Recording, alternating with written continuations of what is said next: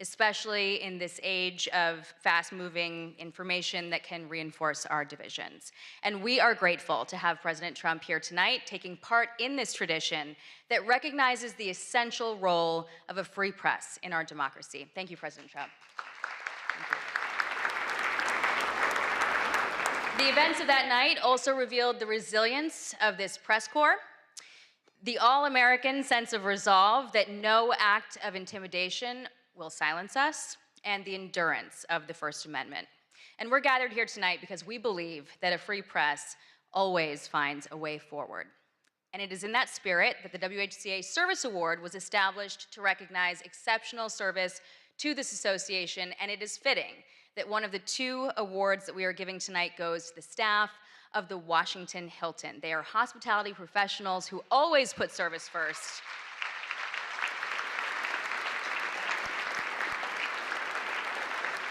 As harrowing events unfolded that night, their courage was on full display. The kitchen workers, the ballroom wait staff remained at their posts. When President Trump urged that the evening should continue, they prepared to serve more than 2,600 guests while they were still processing the shock alongside all of us.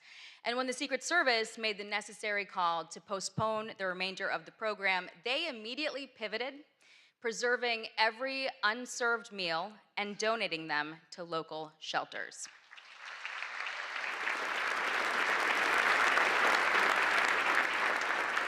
And many of these dedicated professionals have worked dozens of White House Correspondents' Dinners since this event first moved to the Washington Hilton in 1968. And 58 years later, we are deeply grateful for their partnership. We are proud of the history that we've built together, and we are excited to return to the Washington Hilton next year, stronger than ever. Please welcome the Washington Hilton's General Manager, Ken Jarka, and Catering Manager, Karen Fiketis, to accept the WHCA President's Award for Exceptional Service on behalf of the entire Washington Hilton team.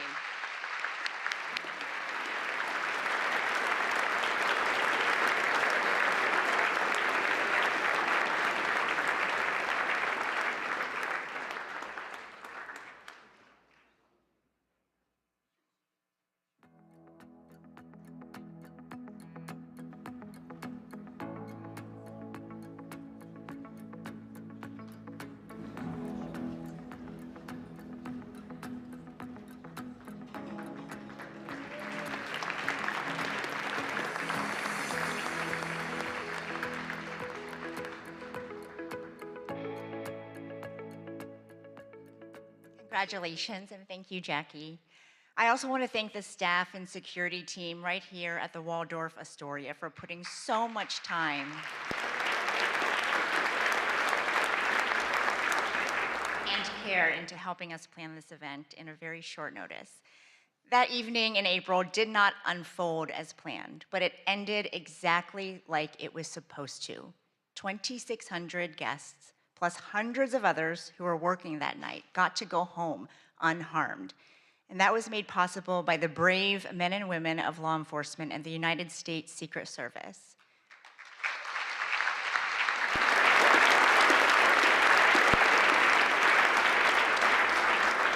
On behalf of every person who was inside that ballroom, and every family who got to hear their loved ones say, "Don't worry, I'm okay," we thank you. One officer placed himself directly in harm's way and engaged the armed suspect.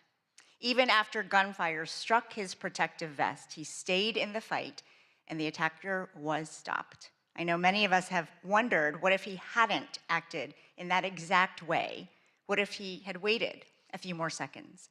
His courage that night reflects the core values of the Secret Service: duty, justice, courage, honesty, and loyalty, and as a commitment to safeguarding his country and community. They also shaped his career, first as an infantryman and section leader in the United States Marine Corps, and since 2022 as an officer of the Secret Service, protecting the White House complex and our nation's leaders.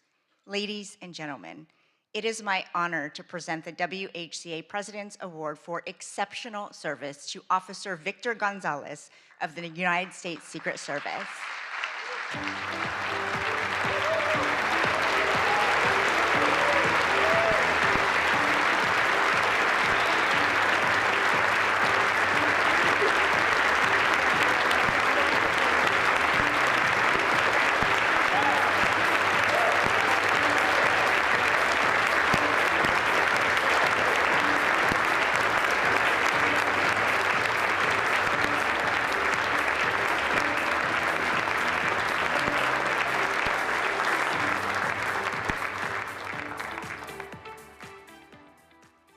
Thank you again, Officer Gonzalez, and to all the law enforcement officials who work around the clock to keep us safe. Democracy is defended in many ways, sometimes with a badge, sometimes with a notebook and a deadline. The White House Correspondents Association started as a group of 50 reporters, and I am proud that our membership hit a record number in 2025, more than 1,000 people, including many from new media outlets. Our press corps covers the presidency at all hours of the day in their personal lives. They miss out on a lot so that the world doesn't have to. If you're a past WHCA president here tonight, please stand.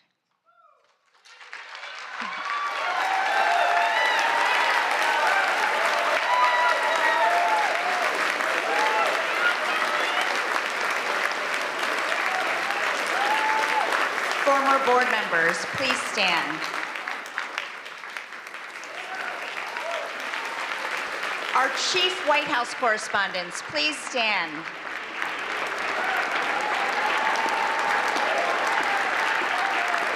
All current White House correspondents, reporters, producers, photographers, visual and audio journalists, please stand.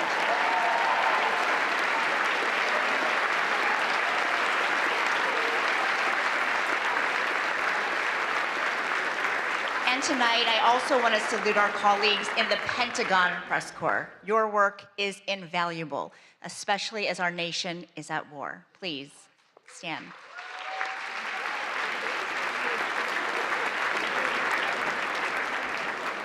And now we turn our attention to future White House correspondents, our incredible scholarship award winners. Please welcome our Scholarship Committee Chair, who also serves as the WHCA Secretary, Brian Bennett of MS Now.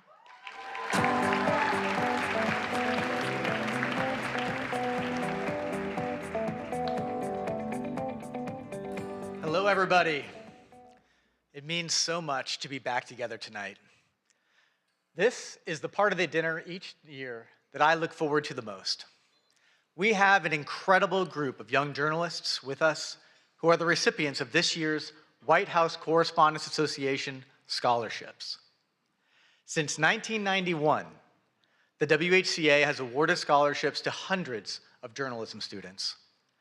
This year, we are helping fund the education of 30. Let me pull out my remarks here.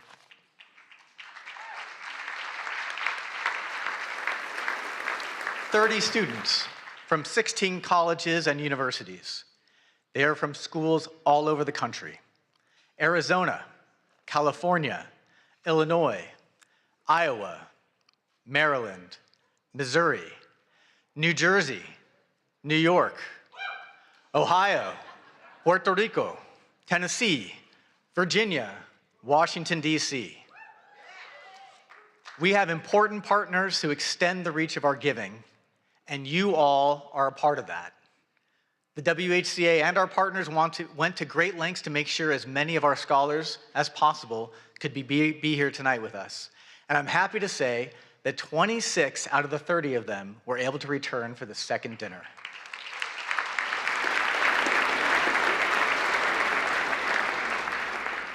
Some came back to DC from far away. Many were already here in Washington for the summer for journalism internships. When the April dinner was interrupted by the shooting, a lot of the scholars did what journalists do in dangerous situations. They started reporting, and they reported for their college newspapers. They are already showing their commitment to the work that we are all here to celebrate. Our dinner is the primary fundraiser for our association and our scholarships, and because of that generosity, we were able to increase the amount of several scholarships this year. Thank you for being a part of this and supporting this work. And we also want to say thanks to the America 250 Commission for your generous donation to our scholarship fund. The scholars not only receive financial help to pay for school.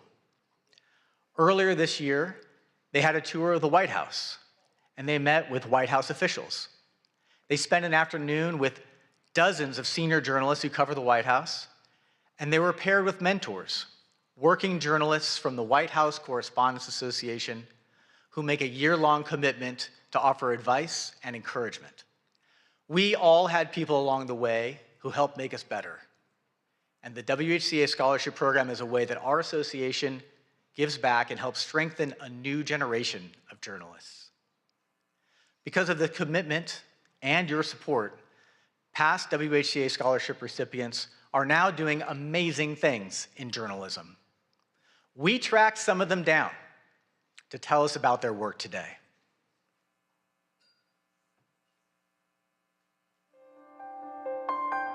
Being a White House Correspondents Association scholar opened up a new world for me. Being a scholar meant that I could have the financial freedom to do what I wanted. Being a WHCA scholar gave me access to so many mentors and a world of opportunities here in Washington, D.C. It gave me the chance to connect with other journalists, other members of the association. Journalism is important, and especially here at the White House, where every day, every hour, every minute even matters. The decisions that are made here impact people across the country and around the world. The idea that you get to be a part of the first draft of history, it all is extremely inspiring and drives me as a journalist. There are so many pinch me moments covering the White House, watching world leaders arrive here, walking into the press briefing room, getting to see Marine One land on the South Lawn, and getting to ask the President of the United States a question directly.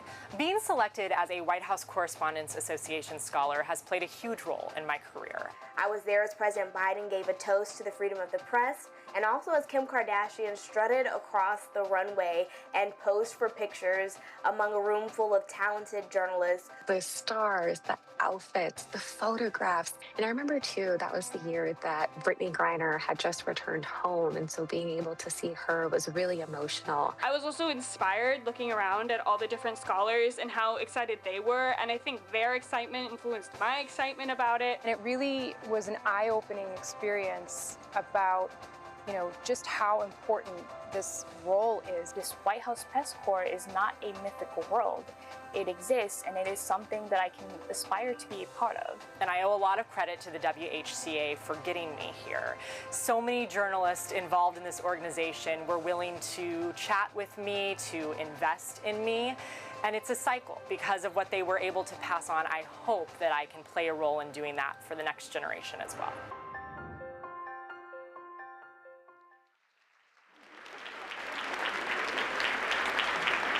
I can tell you, this year's scholarship recipients are also really impressive. And they're all sitting right over there. Let's meet them.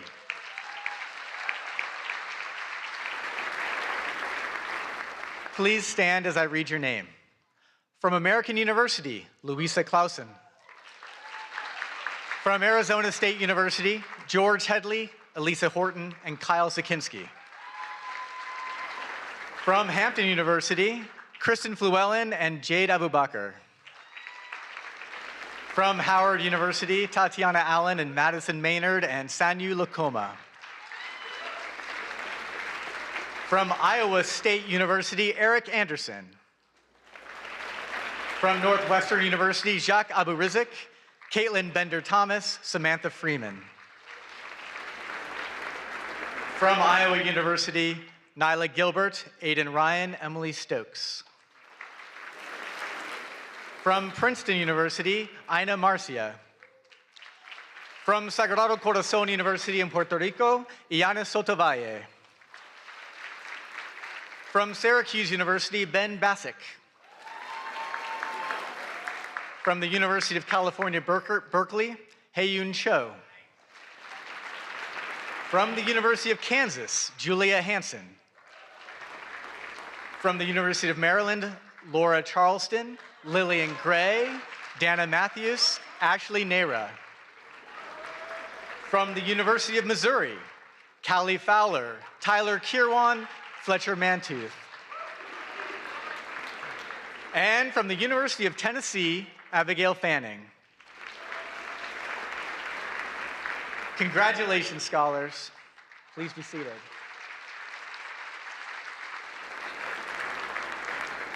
There's one more scholarship that requires special attention. This year, we've added a new scholarship at New York University that has been named in honor of the legendary CBS News White House correspondent, Mark Knoller.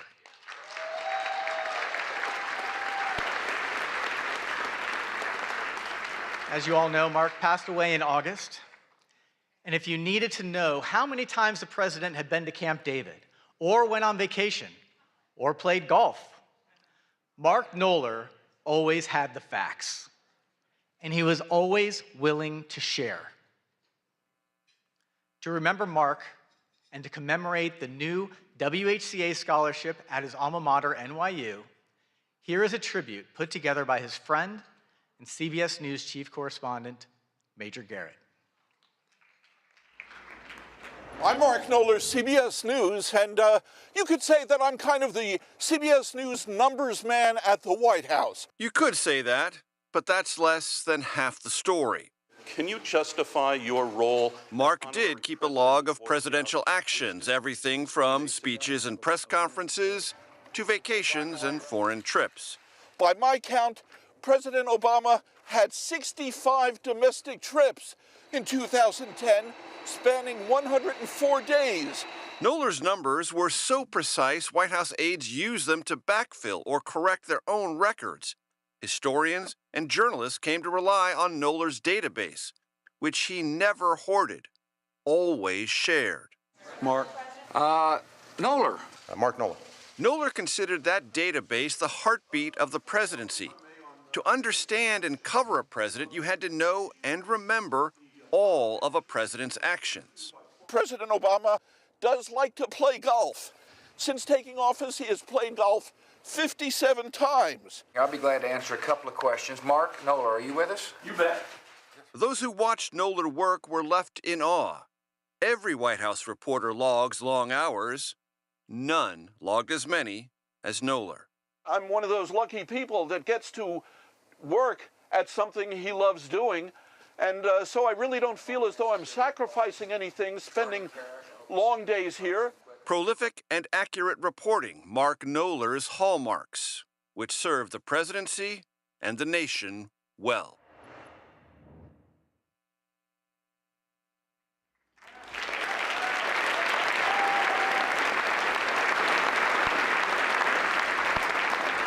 We are honored to be able to add a new scholarship in Mark's name in partnership with NYU's Arthur L. Clarke Journalism Institute.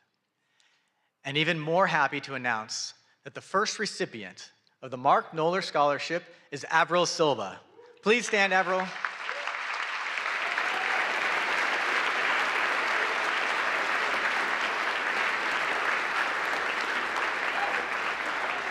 Ladies and gentlemen, this year's WHCA Scholarship students.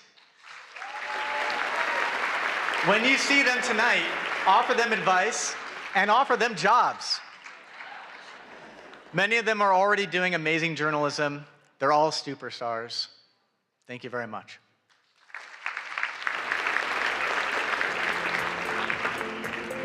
Please welcome the chief correspondent for ABC News, the co-anchor of ABC's This Week, and a former president of the White House Correspondents Association, Jonathan Karl. Not quite yet, actually. Sorry about that. John, you're gonna have to wait a second. We have a lot to celebrate this evening, everyone. We want to give a special thanks to those who value the work that we do, the freedoms that we stand for, including Paramount, the Emerson Collective, and the Knight Foundation. All of them made donations to the WHCA after our April dinner was interrupted. And it is, by the way, our one fundraiser of the year. Their support will help our scholarship programs and our general operations in the next year. Thank you all very much.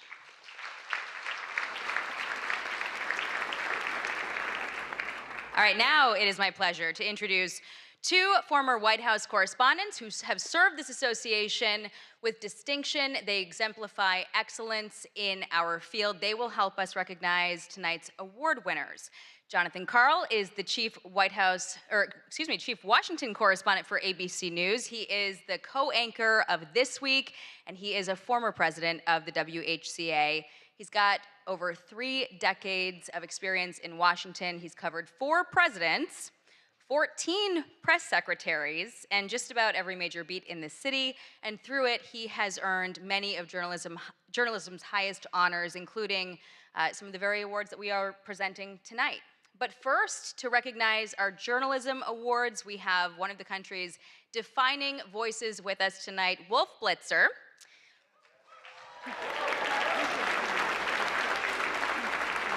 Wolf is CNN's lead political anchor. He's the host of The Situation Room, and he's been a staple of CNN's political coverage since 1990, earning a reputation for steady, authoritative reporting on some of the most consequential moments in modern history, and earning multiple Emmy Awards himself for his distinguished career. Please welcome me in joining Wolf to the stage.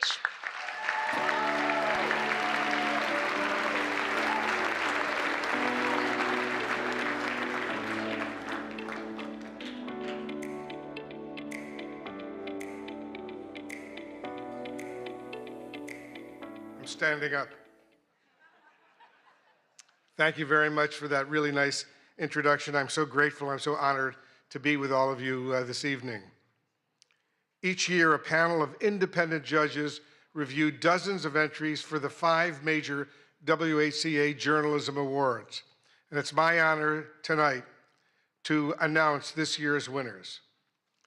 And I'd like to point out that this is really a special night for me. I don't know if many of you were at the first White House Correspondents Association dinner in April, but it was, for me, it was very memorable indeed. And I can report this time, after the first course, I did not go to the men's room.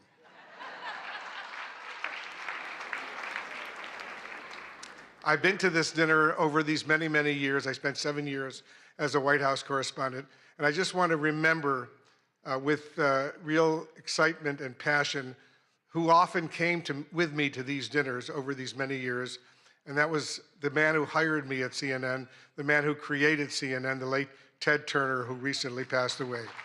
And he was not only a mentor and a good friend, but he loved journalism. When he hired me, he said, "Remember, Wolf, we're the cable news, capital N, capital E, capital W, capital S network. This is where the news comes first, and don't forget that. Forget about your own personal opinions. Just report the news fairly and accurately, and if you can, do it first." And that's what I've been trying to do over all of these years. So let's remember Ted Turner, what he did for not just for CNN, but for CNN and all of the news organizations over these many, many years.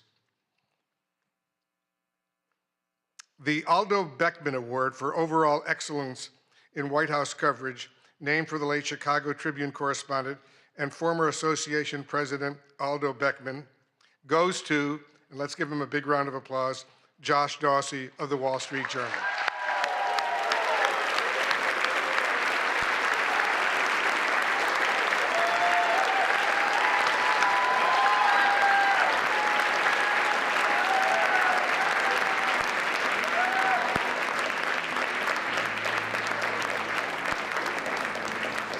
The judges said Josh Dawsey shows us how power works inside the presidency.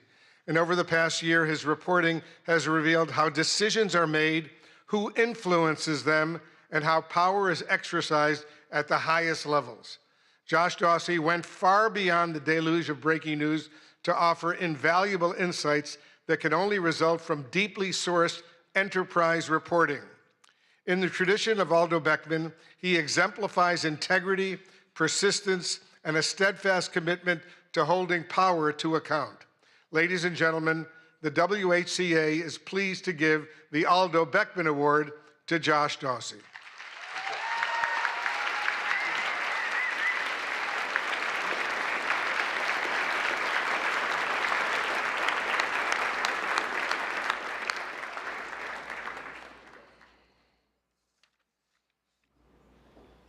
Let's continue with the awards. Thank you. The WHCA gives out 2 awards for reporting under deadline pressure, one for print and one for broadcast. This year's print winner is Amar Madhani, and Zeke Miller of the Associated Press.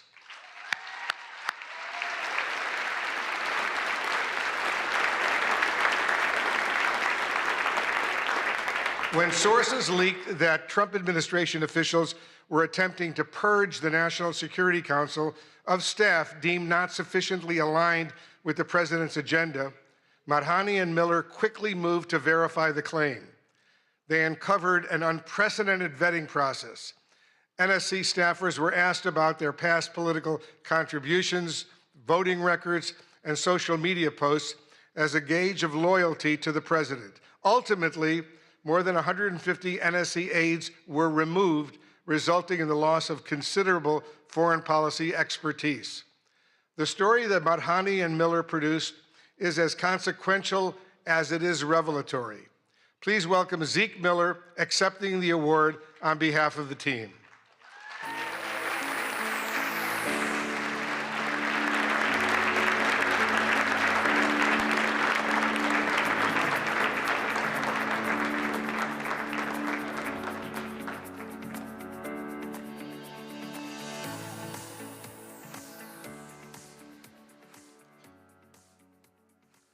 Now the Broadcast Award for Excellence Under Deadline Pressure. And this year's winner is my colleague and very good friend, Kaitlan Collins of CNN.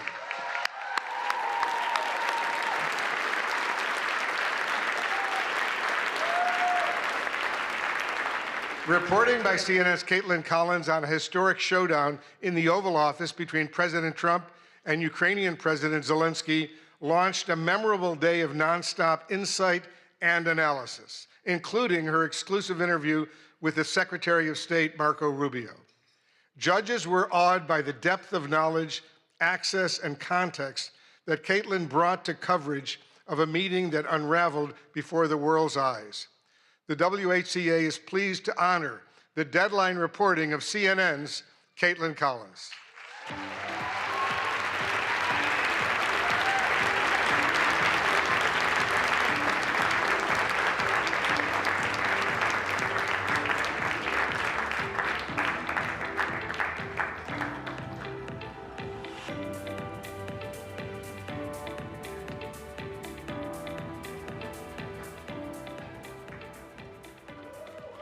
Let's give Kaitlan another big round of applause.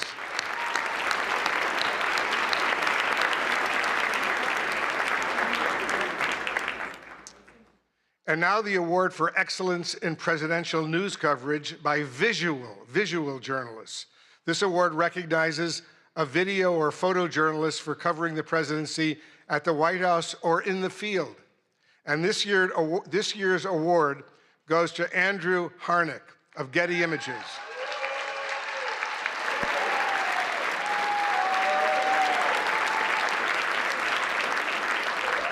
He captured the moment an Oval Office visitor collapsed during an event. And from the judges, they say this: through sharp timing, layered composition, and visual irony, this photograph expertly documents a true split-screen moment in real time.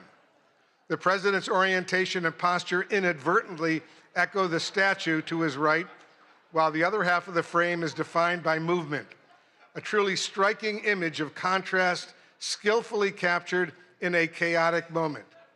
Please join me in congratulating Getty Images photographer Andrew Harnick, who also represents still photographers on the WHCA board.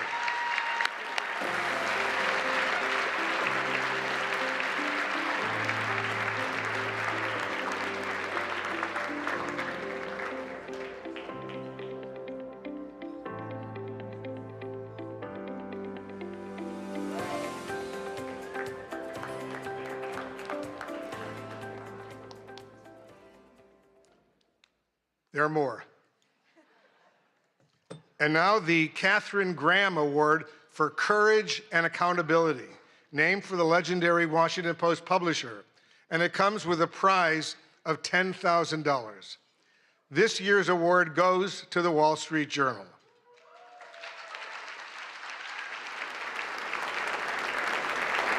The Journal's courageous reporting on President Trump's past relationship with financier Jeffrey Epstein triggered the release of the so-called Epstein files, thousands of documents that might otherwise have remained hidden from the public. And despite the president's threat of a lawsuit, the Journal published a story about a provocative letter to Epstein bearing President Trump's signature. Trump quickly filed a $20 billion lawsuit against the Journal, revealing reporter Khadija Safdar's home address. Her family had to be relocated. The Journal was kicked off of Air Force One, but the reporters continue to file revelatory stories. Please welcome the winners of the Katharine Graham Award from the Wall Street Journal. Khadija Safdar, Sadie Gurman, Annie Linsky, Josh Dawsey again, Alex Leary, Rebecca Ballhaus, and Ryan Barber. Their colleague, Joe Palazzolo, could not attend tonight.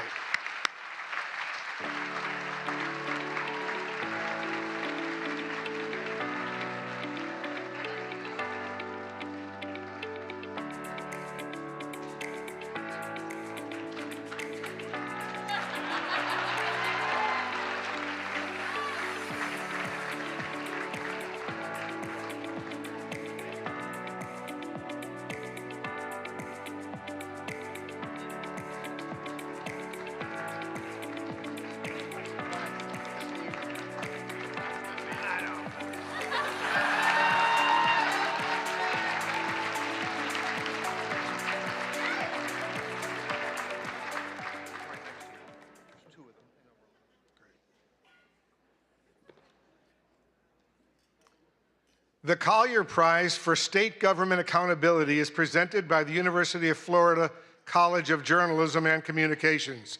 And this is the award's 7th year at dinner, and it comes with a check for $25,000. It's a lot of money. This year's award goes to CARE 11 in Minneapolis for its investigation, Housing Hustle.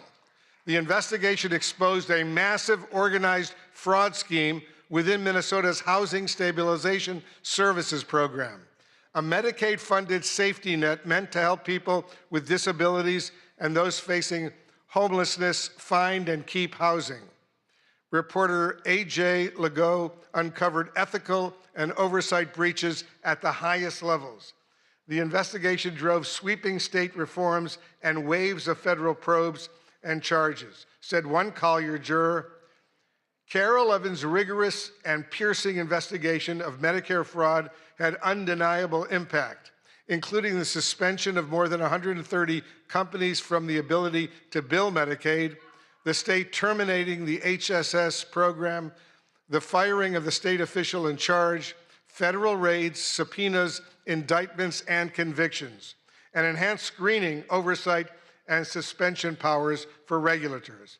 Here to accept the award from CARE 11, our reporter A.J. Legault and producer Gary Knox.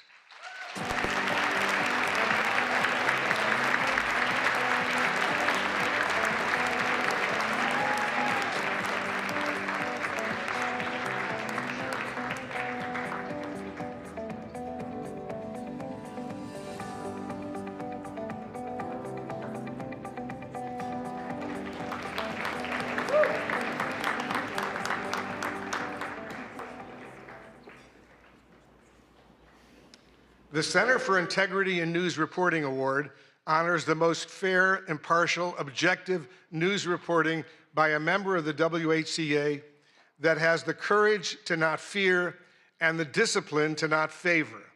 It's sponsored and administered by the Arkansas-based Center for Integrity in News Reporting and comes with a prize of $25,000. The award goes to Tyler Pager of the New York Times. The judges said that in his coverage of the first year of President Trump's second term, Pager demonstrates a disciplined, even-handed approach across a wide range of subjects, including supporters and donors, foreign policy, the Justice Department, and energy. The stories take readers inside consequential presidential decisions while presenting the facts.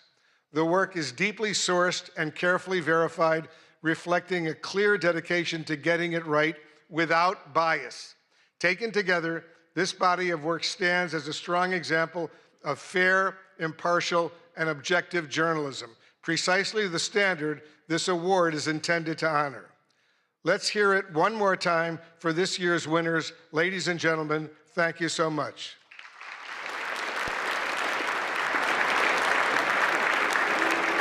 But before we do that, Tyler,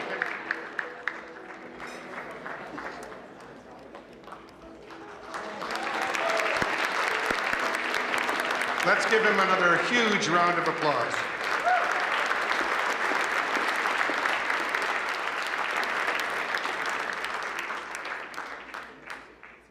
And it's now my pleasure to introduce my good friend, longtime colleague, Jonathan Karl.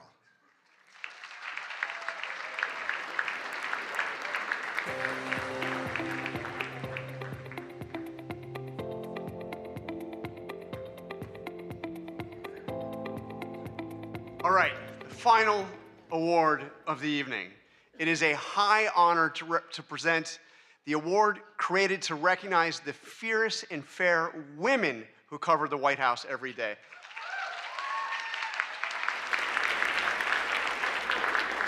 But first, I just want to give a big thank you to Weijia Zhang. Weijia, your leadership was steady when steadiness was in short supply. You refused to let an act of violence take this dinner away from us. And because of you, it has gone on. You insisted that happen. Thank you. Awesome, courageous. And Mr. President, I want to say it matters that you came here tonight. Thank you. For more than 100 years, presidents have chosen to sit in a room of reporters who ask tough and often uncomfortable questions and who report without fear or favor. It's important. Thank you for being here.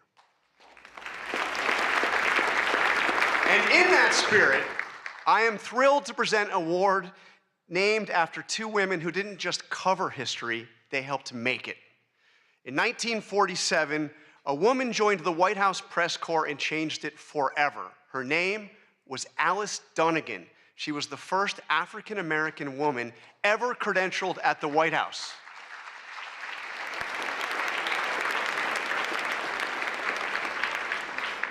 And just a few years later, she was joined by Ethel Payne, and together they looked the most powerful man in the world in the eye and demanded answers about civil rights for Black Americans. President Eisenhower didn't always welcome those questions, but Alice and Ethel kept going and kept showing up, and they kept asking. The WHCA Dunnigan Payne Award for Lifetime Achievement exists to honor their legacy and to recognize journalists who followed in their footsteps by breaking barriers for future generations. So tonight, it is a privilege to present the award to two women who did exactly that. In a field long dominated by men, Melissa Young and Susan Walsh each built extraordinary careers as photojournalists, not by waiting for doors to be open, but by bursting through them again and again for decades. Melissa Young, this one I knew very well, she worked at ABC News for 44 years.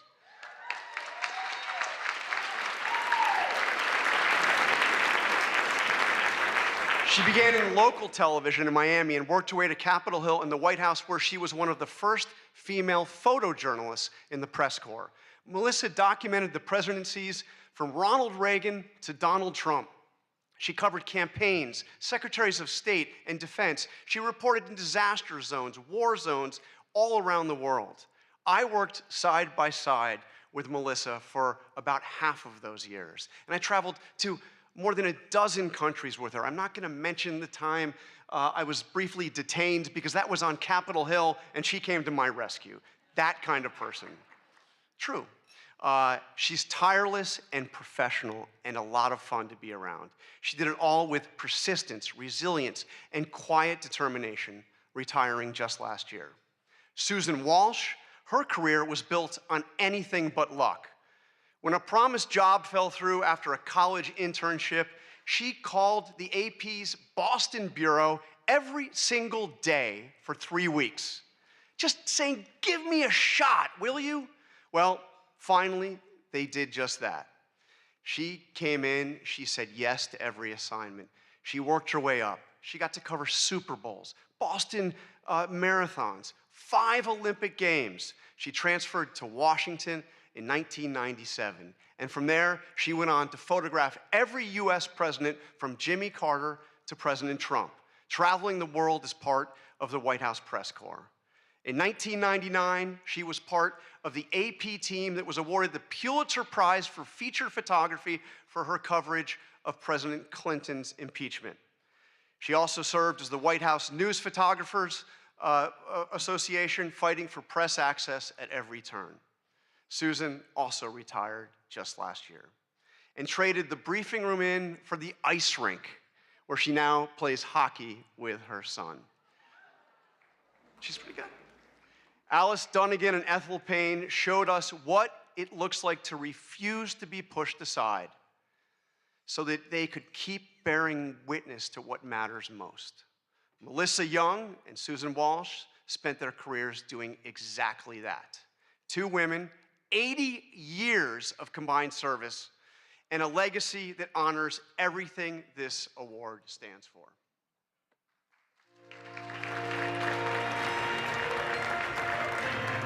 My job gave me purpose. I had a lot of fun. I saw myself as part of the world, that I was doing something that the world needed. I was always really excited to be in the room, see it, be a part of it. It kind of gave me the access and the confidence to go up to people and look into other people's worlds. The camera definitely made me fearless, especially when I was doing news and traveling internationally. You had to be aggressive, and that's when I had to be someone who I wasn't really sure I recognized all the time.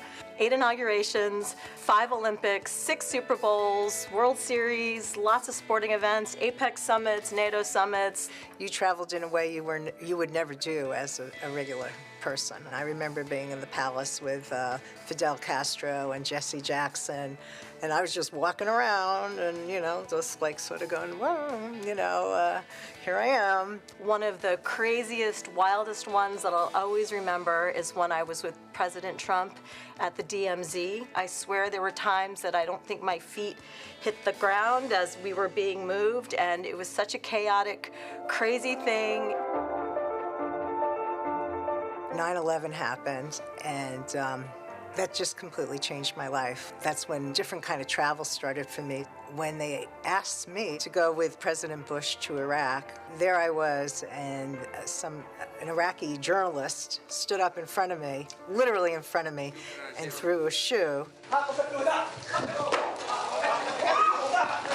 Secret Service jumped on him. I was right behind him. I remember trying to hold on to my tripod so I can keep shooting. And then when it was finally over, they rushed us into a room to do an interview with the president. I think I started to see that what I did was really important. I was traveling overseas with Jill Biden, and we slowly went into Ukraine, get the picture of First Lady Biden meeting Mrs. Zelensky, and for all of I love you guys, my writer friends, but for all you writer friends who didn't want to give me a spot in the van, my picture ended up on the front page everywhere, and your stories got bumped inside. Sorry. And I hope there are more women that will follow through on this, especially in television, because it really is a great job. It was always such a compliment to be considered one of the boys, one of the guys. And now that I'm older and there's many more women doing this job, I'm like, you know what? We're gonna claim our space. You guys can be one of the girls, because we got this. Yeah. We got this.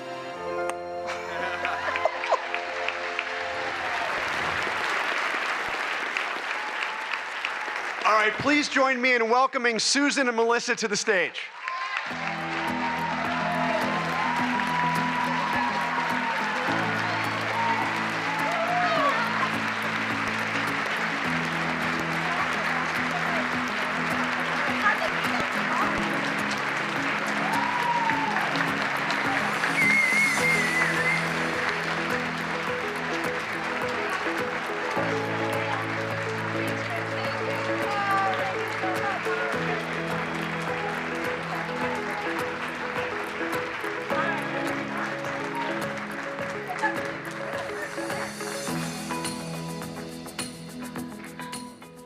can I say this is pretty awesome? I spent most of my career down in there, so I thank all the photographers and the photojournalists who had to cover this event. So it's really pretty cool to be up here and just kind of be a guest tonight. But they were gracious enough to give me an opportunity to say some things, so I'd like to say some things. First, Ouija, Jackie, and the entire Correspondence Board, I just want to thank you guys so much for selecting me this year, me and Melissa. I hope not to get emotional here. This award means like the world to me. Oh, I'm such a sucker. Sorry. I got this. This award means so much, not because it's named for two incredible trailblazing women, but because honestly, I felt that this association didn't always value what we did as photographers. And, there were many times that Melissa and I were the only two women in the White House travel pool, and I just have to say, things have changed, and I love it. So there's a whole lot more women out there, so yeah.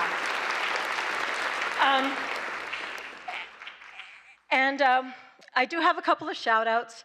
I have to thank the Associated Press for giving a chance, to a young photographer oh so many years ago.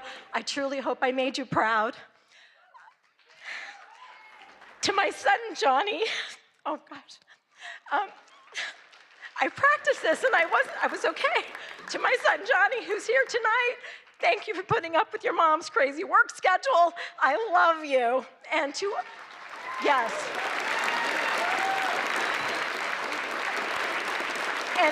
And to all my friends and colleagues that I've traveled the world with, your camaraderie, your support, and most importantly, your laughs have been absolutely the best. And in my retirement, I absolutely miss that the most. So thank you for all of that. And then finally, to all the journalists out there who are working incredibly hard to report the truth, despite access issues, insults, and subpoenas, keep it up. Your work matters, and we need you now more than ever. Thank you so much for all you do.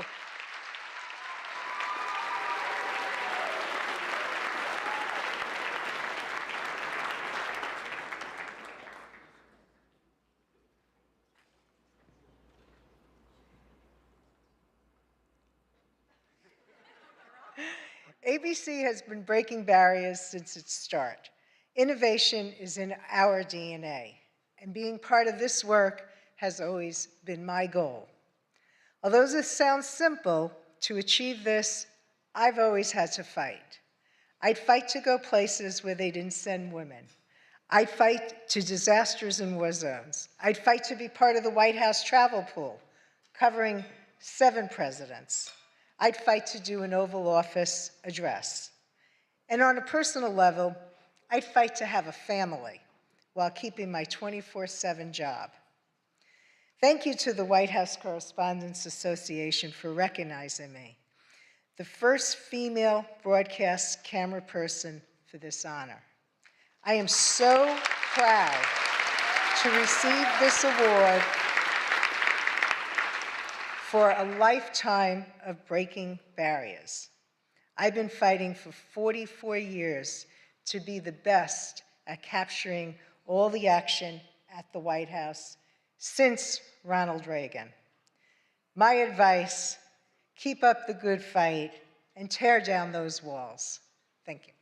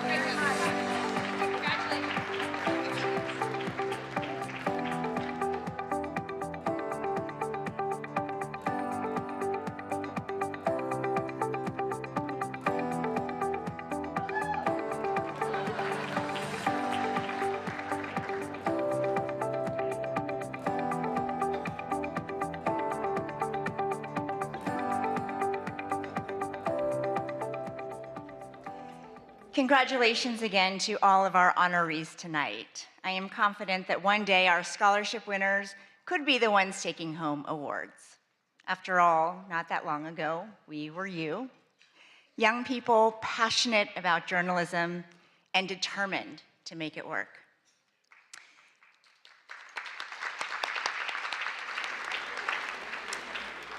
I've been thinking a lot about my own journey to this podium tonight. I grew up in rural West Virginia, in a town at the foothills of the Allegheny Mountains, a town called Buchanan, population 5,500. Those images of the devastating floods that you've been seeing are from my hometown. My heart, thoughts, and prayers are with everybody there. After my dad finished grad school at WVU, where he properly learned how to say, "Let's go Mountaineers," my parents decided to stay in the state to open a restaurant. It was such a treat when hunters came in and left deer meat as a tip. On Sundays after church, families packed into the dining room, all dressed up. My mom learned every customer's name, their favorite dishes. I worked the cash register, topped off glasses of sweet tea, and did my homework in the corner booth.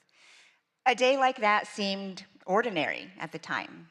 Looking back, to think that days like that could be considered ordinary is the most powerful reminder of how extraordinary America is. My dad came to the US as a student with just $67, or as Frankie might say, 6-7. My mom holding a small suitcase in one hand and a toddler, me, with the other. Yet they built a new life, a successful business, and a real future. Our Chinese restaurant was the first in my town. Of those 5,500 residents, the Chinese American population of Buchanan was 3, my mom, my dad, and me. Growing up there was not always easy. Most folks had never laid eyes on people who looked like my family, but far more often than not, the community was welcoming and generous. Turns out deer meat is great in a stir fry. In Mandarin, the word for America is Meiguo. It literally means beautiful country, and I love that. America the Beautiful was never only about her landscapes or landmarks. It has always been about the promise that no matter where you come from, you get a shot at chasing your dreams.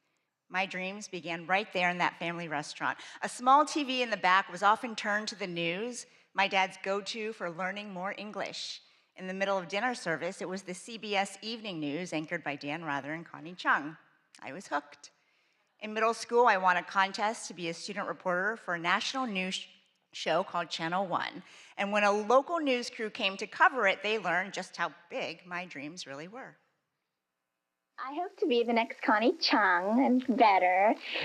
That's kind of hard, but that's my goal. And so I'm going to work very hard at trying to be a broadcast journalist.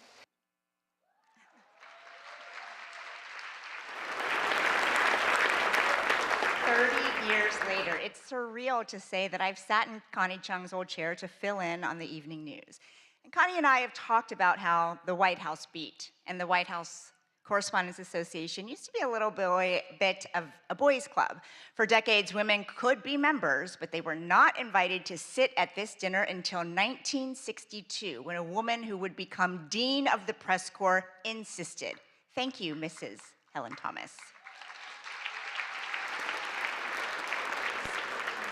So tonight it means everything to stand here as the first woman of color ever elected president of this association in its 112-year history.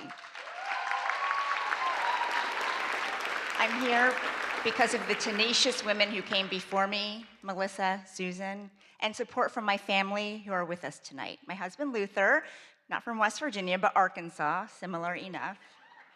My amazing daughter, Frankie. Little brother Jack, who should be sleeping by now. I love you more than anything in the world. I love you the most.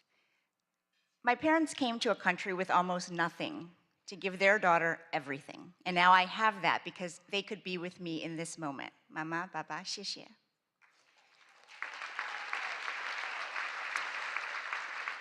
And sitting with them, my middle school video production teacher, Mrs. Diane Williams, who spent countless hours on my submission for that contest that changed my life.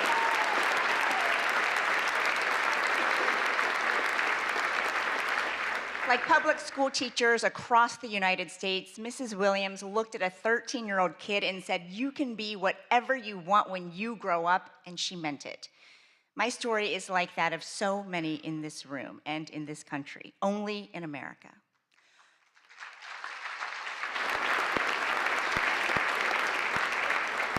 Only in America could a little girl born in China and raised in Appalachian coal country make her way to the Oval Office to ask questions of the President of the United States.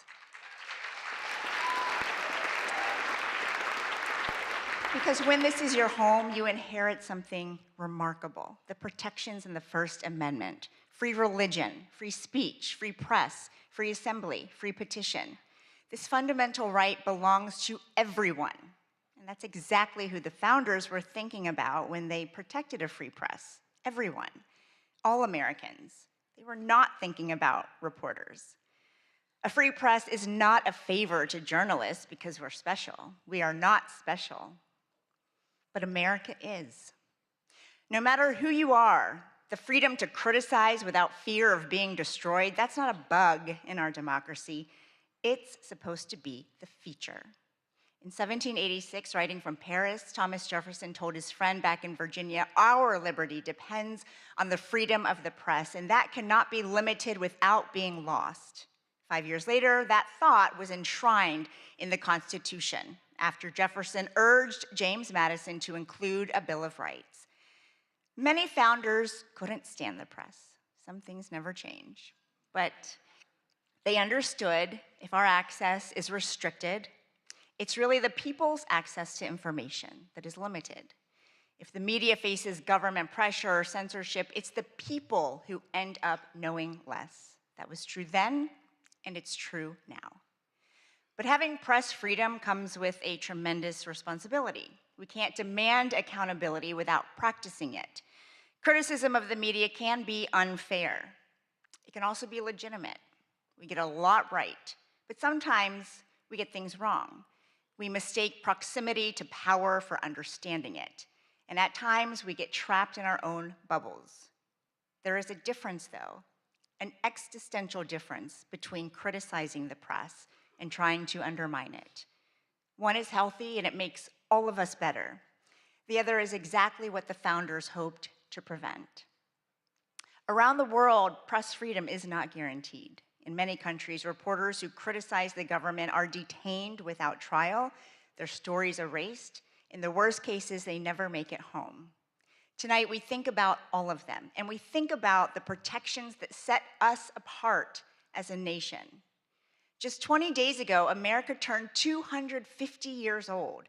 The First Amendment is a big part of how she made it this far, and it falls on all of us to make sure it carries her through to the next 250 and beyond. President Trump, I've covered you for a long time, and so have many reporters in this room. When we ask questions, you push back, you give us answers, and we push back. You have always been a deal guy. Well, that's the deal. And the First Amendment is a done deal. And that's what we toast tonight, the freedoms that brought us back together even after they were threatened. So let's raise a glass to what makes ours a beautiful country.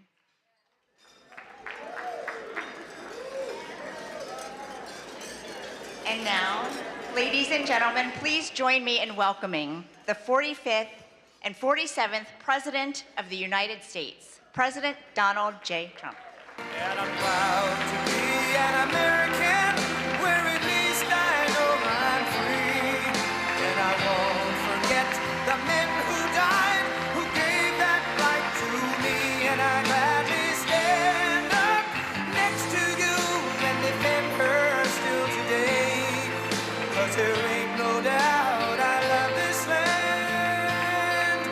God bless the USA. Wow, that was very beautiful, but this has not been an easy evening, all these awards. Do I have a say in those awards, all those awards? But it's great to be back at a place that I know very well because I built it. And I'm very proud of it because I built it for $2.9 billion less than the Federal Reserve building, which is a lot smaller, by the way. Figure that one out. But I am delighted to be here at the White House Correspondents Dinner. Amazing people, a lot of people that I like. Some I don't like at all. But I respect most of them, I must say that. You do a great job, amazing job, and it's an honor. As I said 3 months ago, the show must go on. We were backstage, and we both wanted to just have it go on, whether it was 2 o'clock, 3 o'clock in the morning, it didn't matter. But in the end, it made more sense to do it the way we're doing it. And we had a great news conference at the White House, in a very important room. And you did very well. I think we all did very well. It was a hell of an evening, I can tell you that. Won't soon be forgotten. And I think a lot was learned from that evening. A tremendous amount was learned about security and about other things, the dangers of what we all do. But just like my presidency, the second time is always better. It's always better. And the third time will be better yet. I'm only kidding. From the earliest moments after the attack on our dinner last April, I knew we had to reschedule this event as soon as possible. We had to do it very quickly, and we met very quickly, and we figured something out. But the attempted mass murder at the Washington Hilton, that's what it could have been, was an assault on our democracy itself. A very serious situation. Many of you were there with me, and some showed extreme bravery, like Pete Hegseth, Steve Miller, Tom Holman. Really? They were standing on tables, and most of you were under the tables, okay?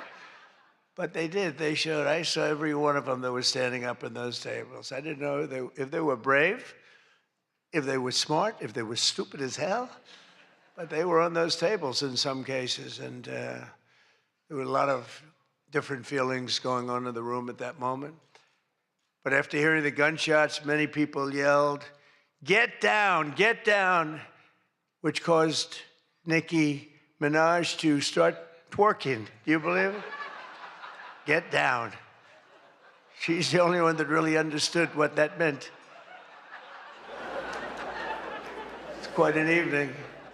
But tonight we come back together to answer that heinous attack with unwavering resolve.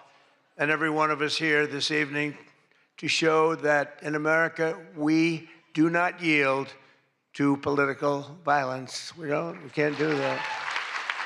Can't do it. So in this country, we believe in freedom of speech. We settle our differences not with bullets, but with open and vigorous debate. And no deranged loser with a gun will ever change that. We can't let that ever happen.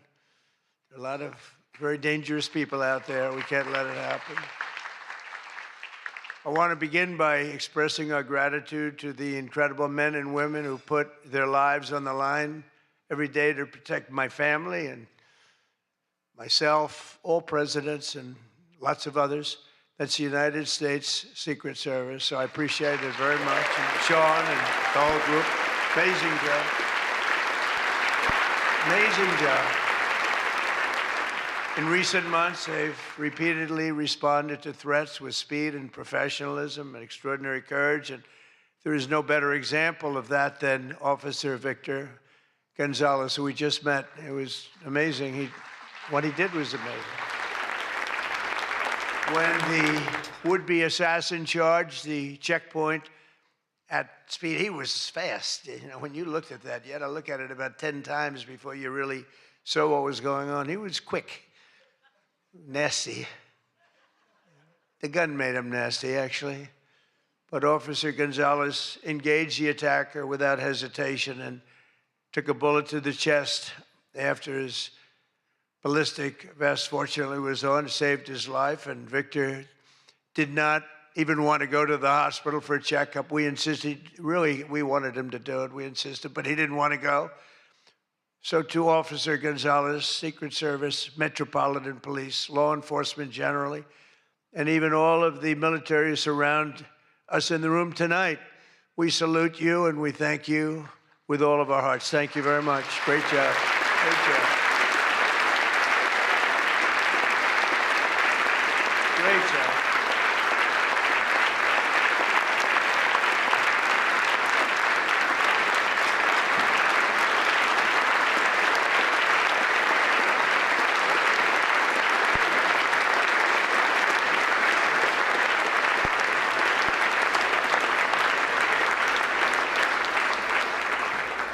These are great people. So this evening we're picking up right where we left off, so let's have a little bit of fun, you know. I said, what do we do here? Is this supposed to be fun? Am I supposed to be serious? Am I supposed to be a comedian?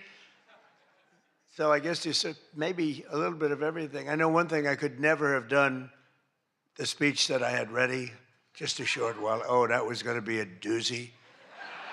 I was so psyched. I was going to rip people.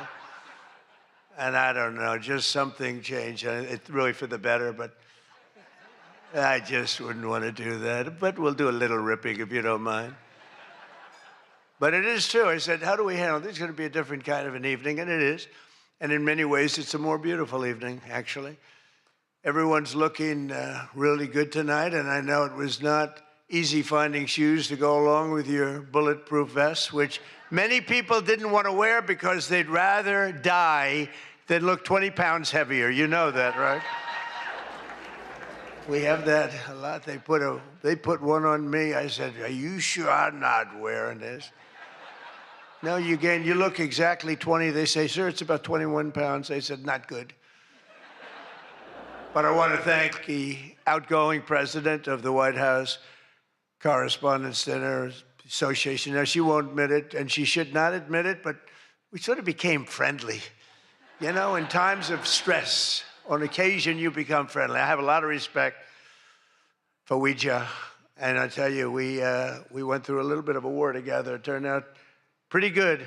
It turned out pretty good because of a lot of good people. They stopped the tragedy, so I want to thank you very much. Fantastic job.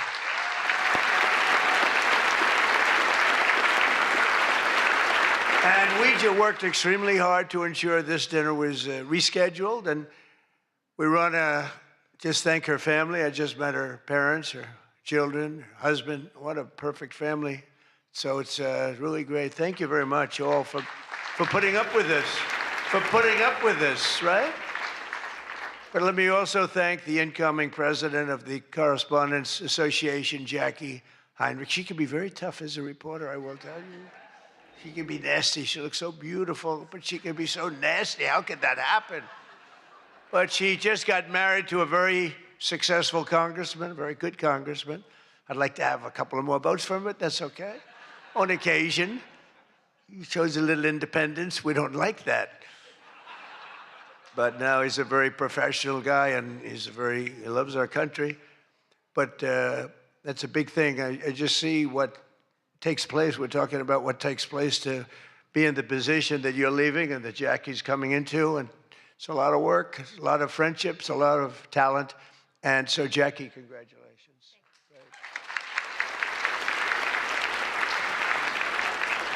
And congratulations are also in order for our favorite White House press secretary, Karoline Leavitt, who just had her second child. You and your husband. She's great. She's done a fantastic job. We all love her. She's done a fantastic job. She's another one. She can be nasty. But sometimes she has no choice, right? But Karoline may have one of the hardest jobs in the White House. She has to deal with all of you all of the time, and you can be very difficult. You can be very, very difficult people, but I'm probably being a little bit oversensitive. Sometimes I really do think that some of you don't like me. In fact, I read a report, I get 93% negative publicity. 93%. So how the hell did I win the election by so much? Think of it, I don't think that's true. I can't believe it's 93. In the 80s maybe, but not 93. But this place is really the largest group of Trump derangement syndrome people ever put together at one time, I suspect. Some of you are lucky that our last dinner was cut short because I had brought with me what would possibly have been, I'm telling you, I had something. I was going to go after you. I feel so badly doing this. It's going to be such a letdown. Oh, yay. But your lives were really in danger the last time for an opposite reason. But on the plus side, your careers were saved, and we have we really do. We have a complete and total. You know, I love the words complete and total. They say, but it means almost the same thing. I said, it doesn't matter when you say it. It's called emphasis. It's called emphasis. But everyone is now really warming up. The new White House military center, drone port, highly protected ballroom. We have our ballroom. The windows are this thick. I said to the people, well, if a bullet hits, what happens? Nothing. Nothing. It bounces right off, sir. This is the greatest bulletproof glass. I said, AK-47, that's supposed to be a big one. I don't know so much about the guns. My sons know a lot. But I said, I know it's big. What would happen? They go up, meaning it can take more. I said, so if I'm making a speech and I hear that pinging sound at a window, what would I do? Sir, leave the room right away, but you're going to be safe. We're building something that's going to be amazing. And in light of what we went through, I think people understand it. It's going to be amazing. A phenomenal, one of the biggest drone ports anywhere in the world, right on the roof, right protecting the White House, not only the ballroom. And what's underneath, you know, is supposed to be a top military secret, what's underneath, but then you get sued as usual, and you have to reveal that you're building this unbelievable situation downstairs with room after room of very complex stuff. It was the military's dream to have it built. I wanted to have a ballroom because for 150 years they wanted it. And then the generals came to see me and they said, sir, you're building something. This gives us an opportunity to do something that will be so unbelievable, never happen again. Because there's very little built under the White House, very hard to build under a very fragile building like that. It's very fragile, it's old, and a little different construction standards, frankly. And this is an opportunity for us to build something very powerful. I said, let's keep it secret. They said, no, we're telling you, sir, let's keep it secret. And then we get sued and we revealed every room, We told the people that did the suing, they're not good people. We told them, we said, you know, you're being very unpatriotic when you bring a suit like this, but it is what it is, but it's going to be, it's really going, it's moving fast. We're ahead of schedule. We're right on budget. And it's going to be something like, I think, no country has. I just visited China. They have this magnificent room, the Great Room. They call it the Great Room. It's a great room, but what we have is going to blow. There won't be anything like it. It's going to be fantastic. And with all of the things that are going along with it for safety and security of future presidents, you know, I'm only going to be using it for about 6 months, assuming we finish it right on time. I get to use it. Somebody said, he's building it for himself. I'm building it for the future. I'm not building, I use it. Now, had I not gone down 6 or 7 stories, then in that case, I would have been able to get a couple of years out of it. But that was far more complex what we did downstairs than what we do upstairs. So we're very proud of it, though. It's going to be amazing. And I think I was just telling the whole group sitting at the table we were talking about it. I said, I think, you know, it's White House Correspondents, so I don't see any reason why you wouldn't be able to use that. It's going to be very large and very beautiful and very safe, and that's what you need. So I was thrilled to see that after witnessing the attack, even Democrat Senator John Fetterman told his fellow Democrats to drop the Trump derangement syndrome and build the White House ballroom. But it's much more than that. It's something that you're going to use. I predict that you're going to end up using it, and a lot of people are going to end up using it. They're going to be as safe as you can possibly be. But despite everything that happened at the previous dinner and all of the dangers involved, I'm told that this is still the hottest ticket in town. This ticket to get in tonight, because it's a smaller room, it's a beautiful room, it's a luxury room. See those beautiful chandeliers? I can tell you everything about them if you'd like to know. See that beautiful Capitol above? See the beautiful Capitol? See everything, the brass. Those chandeliers are great. I'm looking at them, saying, I wonder if I could, you know, I sold this building, and they're doing a nice job, but they're nice people. But I'll tell you, I'm looking at them saying, I wonder if I could walk out with those chandeliers because you can't buy them. They're very special. I won't tell you the fact. I won't mention that they're Czech crystal because I'd like to say everything's made here, but they are Czech crystal. And they are beautiful. And the Waldorf people are doing a really nice job. We're proud of them, actually, because, you know, when I left town, I was a little angry. I was a little bit angry. I was offered a nice price. I said, I'm getting out of that place. And then I said, let's make a comeback. And, but I was very proud of this building. This building was hot. Remember the lobby floor? 82,000 feet. For those in the real estate business, 82,000 feet. That's a major floor. That thing was packed every single night. It was packed, mostly Republicans, I would say, but it was packed every single night. It almost brings back memories. But I left town, and I have just had nothing but good experience. And this might be the best experience of all, having all of these incredible people in this room. It's a great feeling, frankly. It's a great feeling. But tonight's event, thank you. But tonight's event is even crazier than the last time. In fact, it's so successful that I've been informed by CBS News' David Ellison, who's going to do a fantastic job. He's the owner. He's the owner. He bought it, spent a lot of money, and he's going to make, I think, fantastic changes and keep some of the great stuff going. But that next year they're going to call it the Trump White House Correspondents Dinner. He told me that, and I like that very much. We're going to change the name of it, okay? Oh, it's going to be so hot, just like our country is hot. We are hot, by the way. But to be honest, it's just about the only way that they're going to ever get me back here. You're going to have to change the name of the dinner. But how's that one going? Not too good. I hope that everyone finally got to enjoy their entire, very delicious beef tenderloins, very special beef.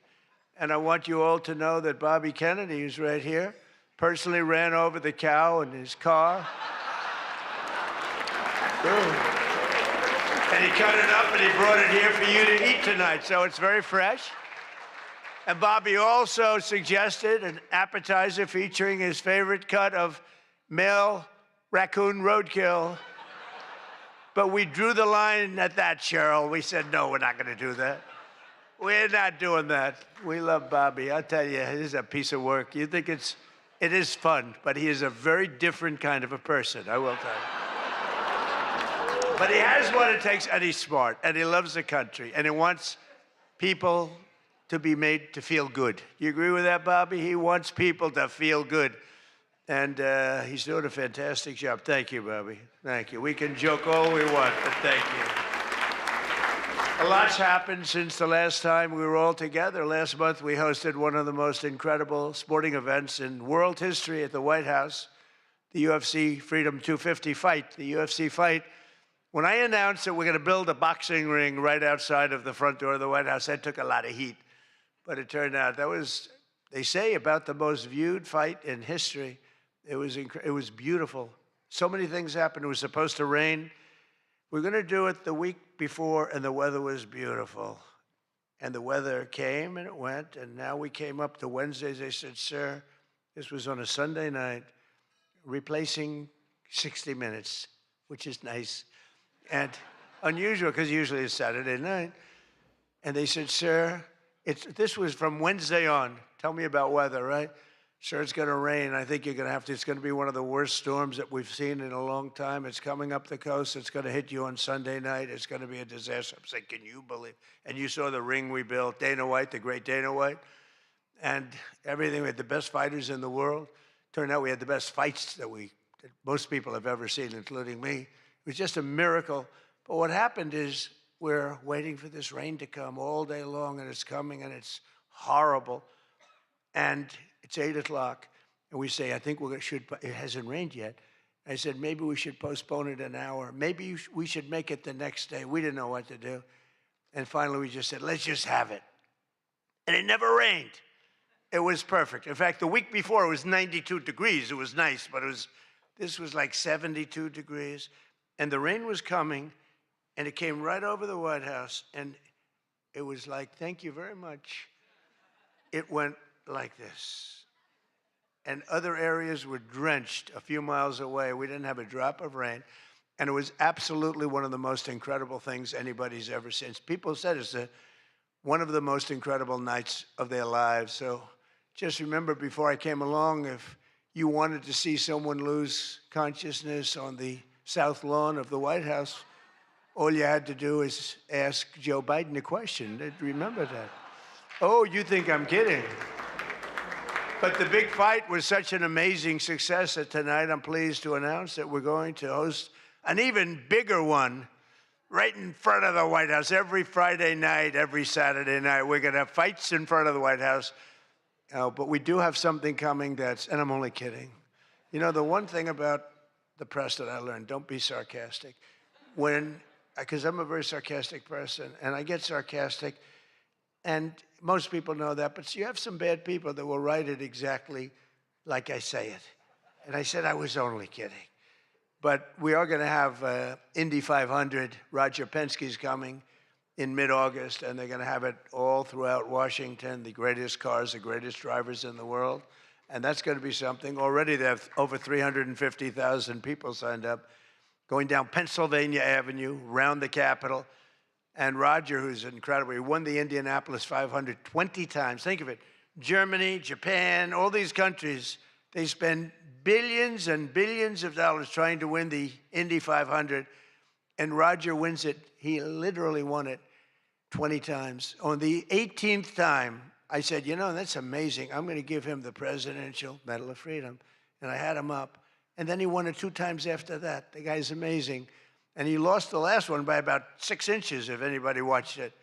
So they're coming here, and it's going to be something really exciting. We have unbelievable events. It's an unbelievable country. And on July 4th, we were over at the mall, and it was raining. It was supposed to be really bad again. And we had 450,000 people show up, and that's a light number. And I was told, sir, we're going to have to cancel the event. This was not good. And it was drizzling a little bit, not raining very hard. And people are calling me, friends of mine were calling me. And I got a call from Brett Baer. Brett Baer said, it's not raining. I said, where are you? I'm standing at the mall, and I'm waiting to go in the White House. Then others called up. They said the same thing. And I said, you know, this is terrible. But there was lightning. Not big lightning, but you don't have to have big lightning.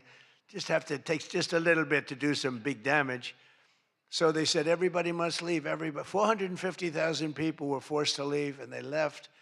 And then I said to myself, I said, let me call up and find out what the hell's going on. And I called up, and I spoke to a brilliant young man. He said, don't worry about it, sir. We can do it in a couple of weeks. I said, you can't do it in a couple of weeks. This is the 250th birthday. In 2 weeks, what are we going to do? Say, let's go? We're going to have a redo? No. I said, I'll speak if I have to speak at 3 o'clock in the morning, 2 o'clock, 1 o'clock. I don't care. Call them all back. They're all gone. 450,000, and most of them were in cars. They were heading back to Texas, and it was sad. And we said the show must go on. Very much like here, we said the same term, right? The show, it's a great term. It's true in life. The show has to go on. The show must go on. And I said, the show must go on. I put it out on Truth. The show must go on.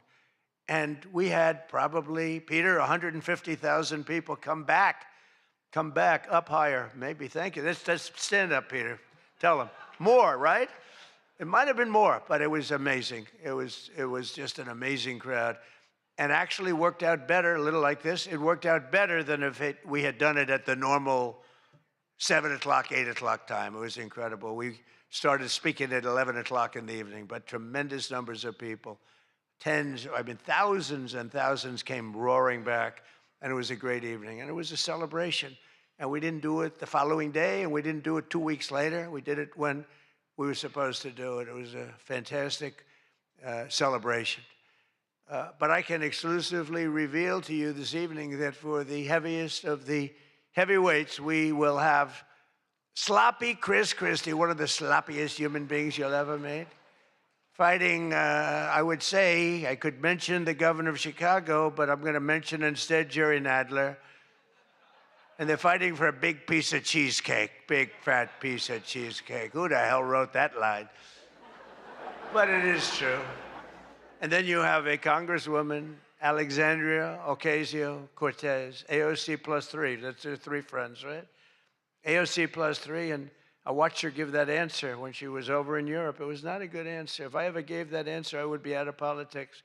Remember, you cannot have a 19-second wait time to answer really a very quite simple question. But we'll then have a rematch against an extreme, simple question on a foreign policy from Munich Security Conference. It was a big security conference, and this was our first time up in terms of that.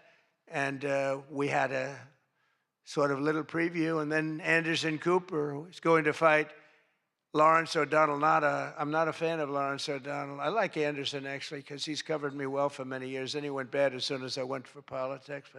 But for years, he loved interviewing. I did so many interviews with him, and he was great. But, you know, he's got a little different persuasion than me in many ways, actually. And Lawrence O'Donnell, never liked him, never thought he had any talent. But he's still making a living, so I can't knock it. But we had a contest for who had the lowest ratings and the lowest IQ on television. And that was actually Don Lemon, I think. You know, when I said that he's the dumbest man on television, I said, you know, when you say some things, you never make a comeback. It's not like, oh, gee, hey, Don, let's have dinner some night. But I know what I'm saying. And then you have Bette Midler and Jane Fonda actually held a concert to protest the first UFC fight. They didn't want to see the fight. Very few people want. They held an event. Like 3 people showed up. And given the choice between seeing some of the really beat up faces of the UFC, almost everyone chose the people in the UFC. It was between the 2 of them or the UFC. And what about Bruce Springsteen? What the hell happened to that guy? He looks like hell. I don't care what anyone says. I'm not supposed to say. I'm sure he doesn't like the way I look, but I don't look so bad. But at a recent concert, Bruce, all he did was talk politics. He ought to run for office. That'd be interesting. But all he talked about, he made 4 political speeches in his 3-hour show. The tour has been renamed Bored in the USA. And his new song was so bad that Chris Christie, who's like a fan, you know, he goes out and tells everybody how he hates Chris Christie. Keep that guy out of my... And I see Chris Christie there again, high-fiving Bruce Springsteen in the aisle. And Bruce Springsteen saw him and didn't even lift his hand up. And I just wanted, because I used to be friendly with Chris. Chris, when somebody doesn't like you, write them off. Forget it. You got billions of people in the world. You don't have to make a jerk out of yourself. But usually a comedian hosts this dinner.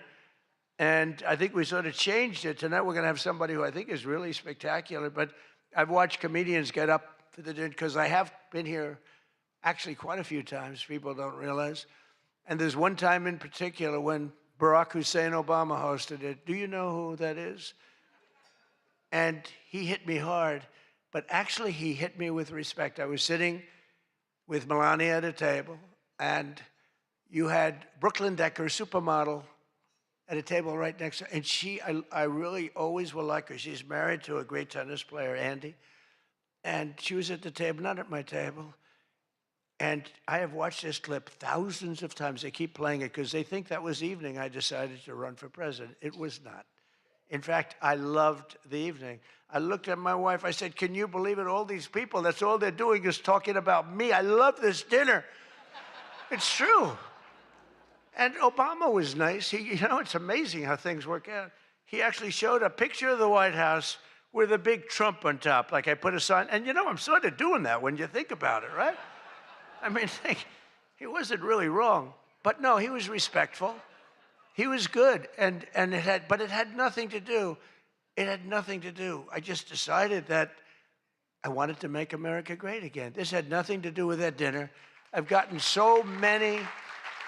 Yeah, I've gotten so many calls, and for years they've been saying, was that the moment you decided to run? Really, no. I left that night, and the press was there. A lot of the same people that I see, they said, did you have a good time? Unbelievable. And some thought I didn't have, but I did have. And I always remember, though, Brooklyn. She was so angry. She was much angrier than me. She was angry. She thought they were mocking me. And they really weren't. It was just one of those things. And I had a great time. But I left, and I thought, I was there 3 or 4 times before that, but I sort of thought, wow, that dinner is really something special. And then I ran, I got elected. I thought the press treated me very, very unfairly. And I don't know, I think I made the right decision, because you hate to go where maybe you're not wanted, but they did want me. They wanted me for ratings, and they wanted me for other reasons, but not for love. And I said, you know, I'm not going to go. First time that ever happened, I think. Was that the first time? Just about. Presidents always came. And I didn't go for 4 years because I got treated terribly by the press. In my opinion, unfairly. I know unfairly because I know the facts, but I got treated unfairly. I didn't go. And this year I was called by your president and your chairman and all of the people, and they said, we'd like to do it. And I said, you know what? With time goes by, time passes, and you sort of look at life a little bit differently. I said, let's do it. And I didn't know it was going to turn out the way it did. It turned out to be the biggest event in the history of your day. That was by far the biggest, right? For all the wrong reasons. But as I said before, a lot was learned from that evening. So much having to do with so many different things, including security. But it's an honor to do it. This is my first. I mean, I've been to it numerous times, but as president, I haven't been here. And I'm glad. And they said, would you do it next year? I said, I will be back next year. Now, if you get really, really nasty, maybe not. I don't know. But we're going to be back next year. And well, Jackie will treat me very bad. But this year, the association decided not to have a comedian, so they considered using Jimmy Kimmel, Jimmy Fallon. These guys, they're terrible. They're terrible. Stephen Colbert, these are people without talent. They get a lot, they have talent. You know who has talent? Their agent, getting them the money they get. They have no talent. But they are not comedians. They're not funny people. They're angry people. They're sick people. But the association really put on a big show, and they have somebody very special. I look forward to seeing him. And so they thought about going with a professional clown for entertainment, but Adam Shifty Schiff was not available. You know, he's known, I called him, I hate some people. You know, I shouldn't say this, I'm not supposed to hate. I'm supposed to love everybody. But he's a terrible person. He's a liar. And I called him Watermelon Head because he has the largest head I've ever seen with the smallest neck, pencil neck. How does that big, fat, ugly head stand on a little pencil neck? And then I'm told that even Rosie O'Donnell reached out from Ireland. She really wanted to be here in order to honor me. She loves me very much, and she was desperate to come back to the United States and pay her respect to Donald J. Trump. But that didn't work out, unfortunately, because nobody wanted her to come back. But she's one of the greatest sufferers of Trump derangement syndrome. She's a sick young woman, sick older woman, I guess now I have to say. So instead, we're honored to have, for entertainment, the very talented mentalist, Oz Perlman. And everybody, they said, are you going to stay? I said, yeah, I'll stay. I mean, I think I'll stay. What the hell else am I going to do? I've got Iran, I've got this, I've got that, which is all going extremely well. Don't believe the fake news. You know, it's the only thing we were talking before, I said, so we've hit Iran very hard. Their Navy is gone. Their Air Force is gone. 250 jets, no longer. 159 boats, good boats. In fact, I said, why the hell didn't we keep them? We could have used them. But 159 boats, all at the bottom of the sea. They have no radar. They have very few drones left, despite what you see. And every once in a while, they're going to set some things up, but they don't have much left. And by the way, they are talking to us right now. They'd love to make a deal. I don't think they're ready to. I don't think it's time yet, but I'm willing to listen. But they cannot have a nuclear weapon. We don't want to see Washington, D.C., or any of our cities, or Israel, or frankly, the Middle East, destroyed with a nuclear weapon, because I know the power of nuclear weapons. I see it. I get to see it. We're not going to let that happen. So this is all about, we will not let them have a nuclear weapon. And they would use it. They would use it if they had it. But Oz, I do have one question about what happened that time, because he was there. How the hell did you not see that coming? He sees everything. He sees everything. He's telling me about your grandmother and your this. Why the hell didn't you? We got to ask him that question when he gets up here. Why didn't he see that coming? But of course, this evening, it's really all about the fake news media and your handling of prizes, and writing and producing and performing made-up stories like the Academy Awards. You know, Academy Awards used to be the epitome of ratings. Outside of the Super Bowl, it got the second most ratings. Now it's down in the dumps. Nobody wants to watch it anymore because they took on Trump. They hit me all night long. They hit me. The winner is so-and-so. I want to talk about Donald Trump. I hate this man. Nobody wants to hear this stuff. Right, Peter? Nobody wants to hear. You ever see the ratings? They used to have 48 million people. Now they have 2 people watching. But they'll learn their lesson. But I want to personally congratulate CNN's Caitlin Collins on receiving her award. It was all about me. It's a fake. She shouldn't get the award. It was a fake. But I didn't mind. I said, Caitlin, congratulations. But it was fake. There's no question about it. But she's a young, attractive woman. She never smiles. I said, Caitlin, do you ever smile? Smile. You have a nice position. You're at CNN Fake News. You should be a happy person. So smile, Caitlin. Just smile. But we attack, and I thought Caitlin had really made it big with a major new sponsorship, but then I informed her that it wasn't her on the Bud Light can. It was Dylan Mulvaney. And Dylan Mulvaney cost Bud Light $35 billion in market cap. That was the worst commercial ever made, by the way, for those few people that want to hear that. Most people don't care, but I would. I wouldn't want to hire Dylan anytime soon. Think of it, they hired Dylan Mulvaney, and their market cap has gone down by $35 billion. Who wrote that commercial? And then you have writer Josh Dorsey. He also received, he's been killing me for years. No, he's been, and yet tonight he shakes my hand, he hugs me, everything nice. He kills me. Josh is amazing. He writes more stories than any human being. There's nobody that writes more than Josh. He'll write 4 stories about me a day, all different subjects. I mean, I had the other day 3 stories and one on the, he was upset about this. 1 was on page 7, 3 were on page 1. They were all written by Josh. But he's hit the big time, and he's a workhorse, and yet he's almost unhirable. You know, he's just one of these guys. Wall Street Journal's lucky to have him, but you really, it's unbelievable. He's almost unhirable. CNN is also here, and I'm very disappointed they didn't bring Fake Tapper because he's had a rough couple of years, Fake has. You know, he calls me up every once in a while. If I pick it up, I pick up my phone. I used to go to this young lady. I'd say, any calls from the press? No, sir. I said, oh, now I'm the president of the United States, right? I'd say to Stephen Chung, is Stephen here someplace? Where's Stephen? He's one of the toughest human beings I've ever met. Don't ever wrestle Stephen, you'll be in big trouble. But I say, Stephen, let me ask you, did the press call? No, sir. You know, when I was a developer, I'd get a call every half an hour. For whatever reason, I always got disproportionate press. So I said, Stephen, nobody called? No, sir. 2 hours later, I say, hi, Steve, how are we doing? Everything good? Anybody call? No, sir, no press calls. I said, I'm president. Nope, they never call. So this went on for about a week. I'd say, Karoline, did the press call? No, sir, no calls. I said, nothing. It's over a week. I haven't received a call. So I said, you know what I'll do? I'm going to give the press my phone number. That was the stupidest thing I ever did. I'm getting a call every 3.7 minutes. Stephen, I don't know where the hell you've been, but the press calls, I'm getting calls, ring, ring. I was with somebody today.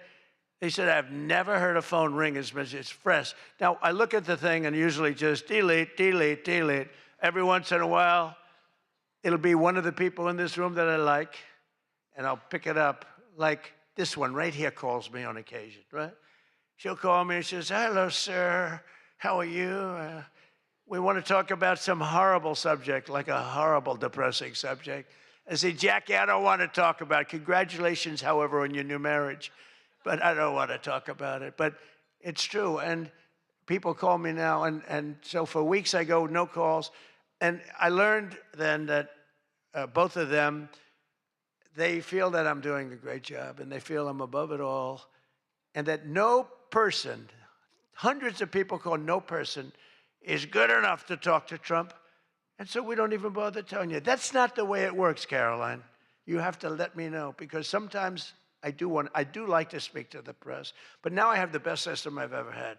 It rings, and just so you understand, you're much better at putting your name, because if there's no name, I just can't do that. You know, I pick up every once in a while. Hello, I'm from Reno, Nevada. We're a startup paper.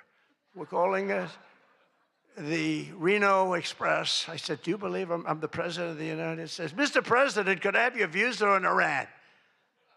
And I just hang up. No, I get the craziest calls. I mean, some of them, my wife said, I can't believe you do this. This is a hell of a way to live.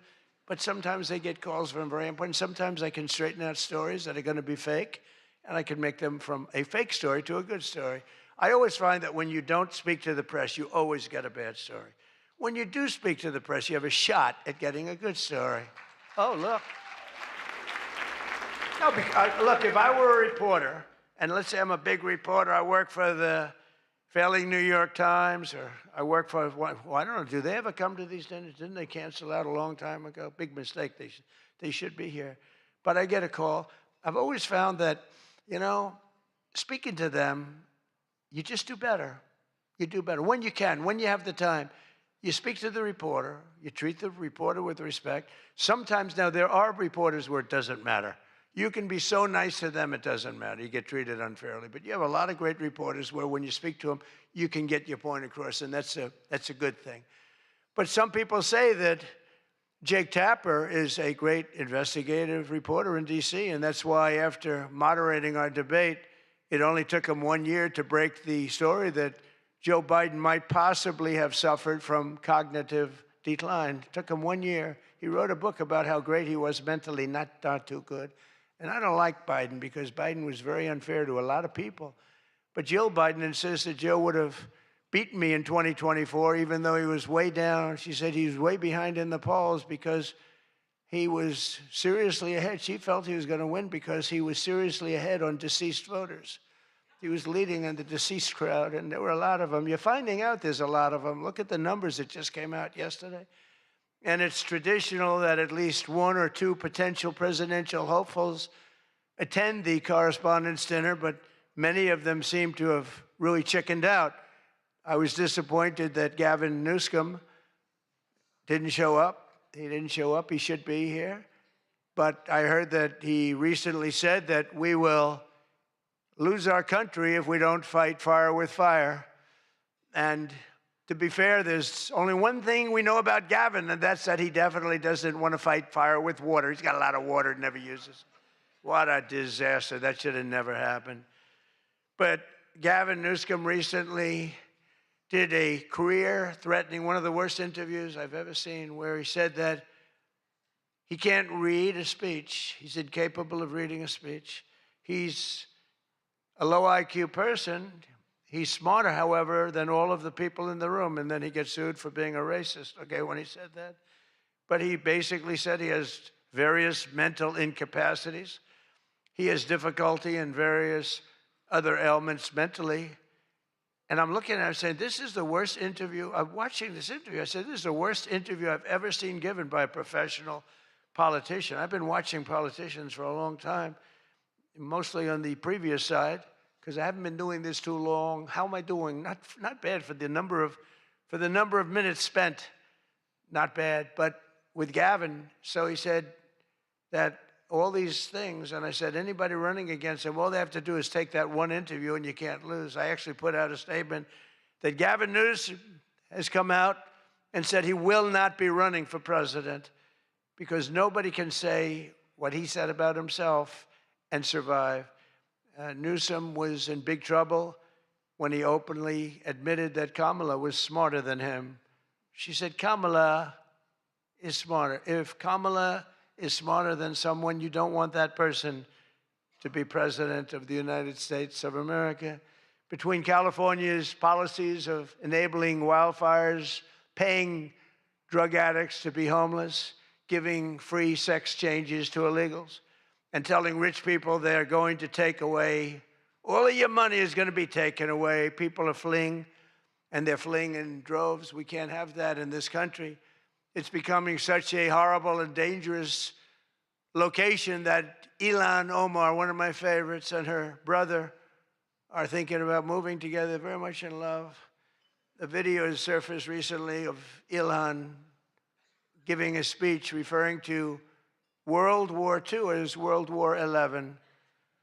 And they asked her about that. She thought she got it right. But I'm not surprised, because she's a low IQ person, and she's also a very dishonest person, and she ought to get the hell out of our country. She shouldn't be here. She shouldn't be in our country. She also calls her brother husband number one. Omar is reportedly being investigated for fraud. She revised her net worth. I was shocked to see that she was worth much more than $30 million. And then when the press got on her, she revised it slightly downward to less than 18,000. So she went from much more than 30 million to 18,000. And I know Democrats, and the word Democrat is something that's come into fashion. I changed the E with a U, and most people don't know that dumb has a B, so we don't have to worry about that. It's very quiet. I thought it was quite good, but I haven't gotten much credit for that. Fake news, good. Pocahontas, good. I won't say Lion Ted because he's on my side. I don't talk about past conquests, but we have a lot of them. I won't talk about them. They got a whole table full of Republicans there. They're saying, no, don't mention my frickin' name, will you please?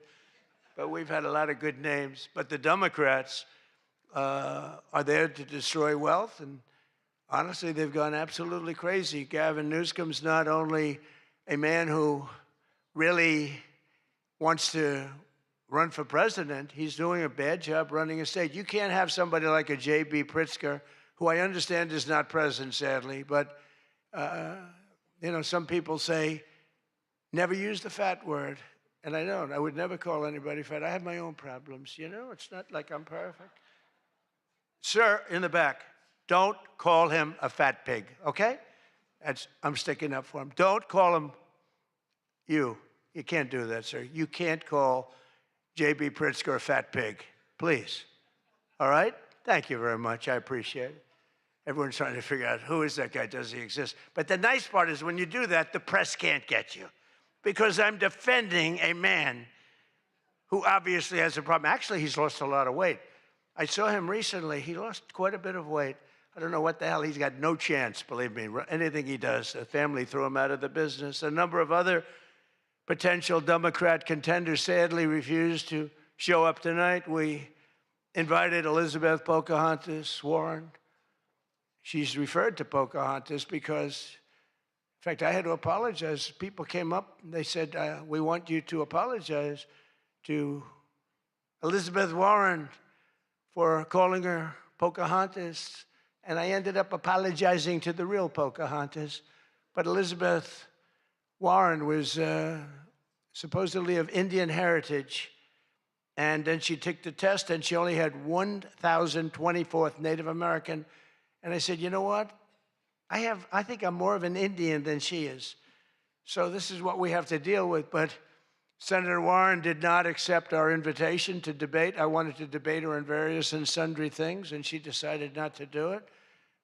And I decided to bury the hatchet. It doesn't matter. And she, well, I'm not going to say this next one. Do you want to hear this one? How bad? She wasn't high up on her totem pole. Who the hell wrote that? No, she's bad news. I wanted to make sure that Jack Smith, deranged Jack Smith, remember he went after me for about 2 years? How did he do? Not too good. I'm in the White House, and he's not doing as well. I was going to say he's in a different kind of a house, but he's a deranged human being. He's a bad prosecutor. You know, prosecutors are very important. A great prosecutor, a fair prosecutor, but that's the great prosecutors, the ones that are fair. They're very important to a country, but this guy was a deranged lunatic. Saw his invitation tonight. He was invited because, you know, but I put it in a private text to Chuck Grassley. And Chuck saw him, and he did a certain thing. And then one man that we had who should be here, he turned Palestinian. This was a man who was 100% for Israel. 100%. Chuck Schumer, crying Chuck. Remember, he cried at the airport over illegal immigrants. They were the fakest tears. There were people throwing water in his face. But now he's a proud, very proud Palestinian. In fact, I'm going to send him a beautiful Palestinian outfit tomorrow so he can greet Bibi Netanyahu when he comes to town next week, along with the mayor, who I'm sure would love to meet Bibi. They're not treating Bibi too well, but Chuck wanted to join us tonight, but he didn't want to be violating many parts of the Palestinian rules, regulations, and certainly he didn't want to violate Sharia law, his new founding. And all joking aside, I do think we need term limits in Congress. I think term limits are very important because I see what's happening. I see what's happening. The other day, a senator I knew got a text, a great guy, from his wife. And she said, when you get home, I want to have you immediately come up the stairs and make love to me. And he said, I can't do both. You know what? In other words, can't go up the stairs and make love. Does anybody get that? Well, I thought that was actually pretty good. That was actually the only thing I thought was good in this whole frickin' stupid speech that they wrote. That was the only good one, and that went down with not exactly great laughter. I think, in other words, you can't go up the stairs and make love, too, So we're looking for term limits. Does anybody understand this stuff? But I really do wonder whether the Democrats are trying to lose the midterms. In Maine, they nominated a guy with a Nazi tattoo. But don't worry, Democrats. Word is that Plattner's replacement, he throws bottles at women. This guy throws bottles. This guy's another lunatic, by the way. Although I think Plattner might have done surprisingly well because we're in the age of Trump. Call it what you want. People can do well today. Plattner, I don't know. But, people don't have the guts to stick it out, but it looked like he was guilty of a lot of stuff. He certainly didn't defend himself very well. In Texas, the Democrats are running a candidate named James Telefrico, who hates guns, hates oil, hates sex, hates women, and who said he is, quote, a Christian who hates Christianity. Other than that, I think his platform is quite good. And that means that he's not going to do very well against Ken Paxton, who hopefully in Texas is going to win.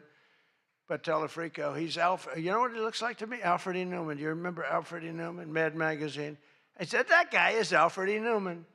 Can't imagine he'd win. Well, I have all of the press here in one place. I have to say that we're having an amazing load of accomplishments that the media never talks about. For example, under my administration, a once feared and powerful regime that relentlessly attacked America has finally been toppled. Their former leaders have been removed, and they're now being run by a gay dictator facing internal divisions. But I, for one, wish Barry Weiss all the best at CBS News. She's a wonderful woman.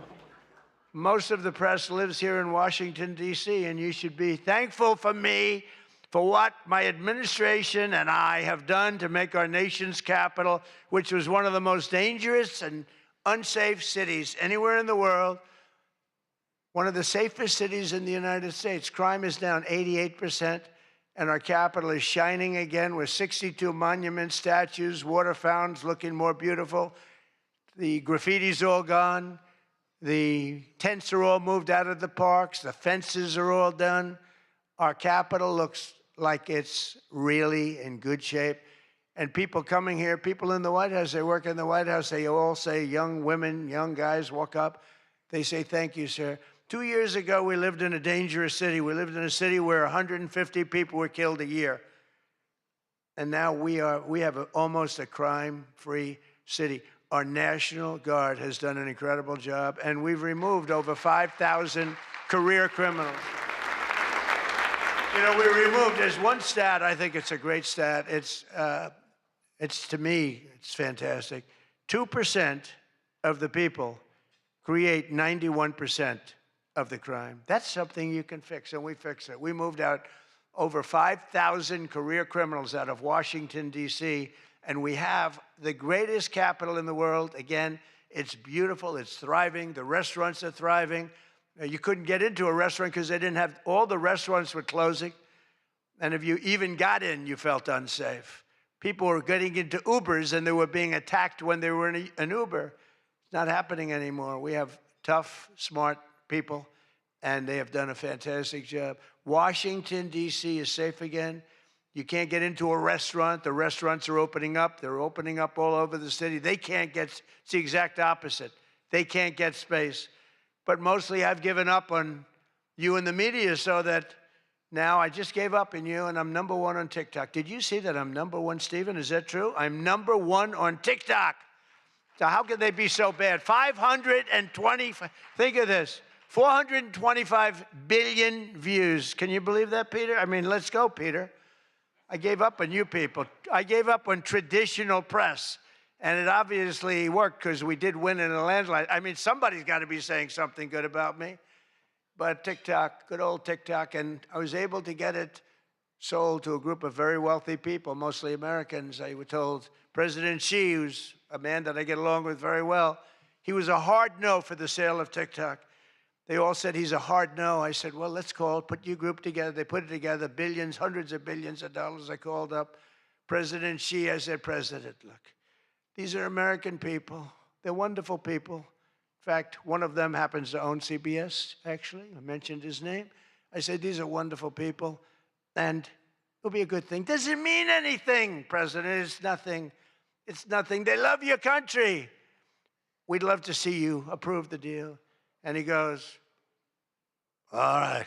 That was it. It was done. And we sold TikTok. And he's a friend of mine. And he's not contributing to problems like other people contribute to problems. So we get along. But we made the deal. But #1 on TikTok is Trump, and that's probably why we won. But for all of the trouble that you give me a lot of trouble, a lot of heartache.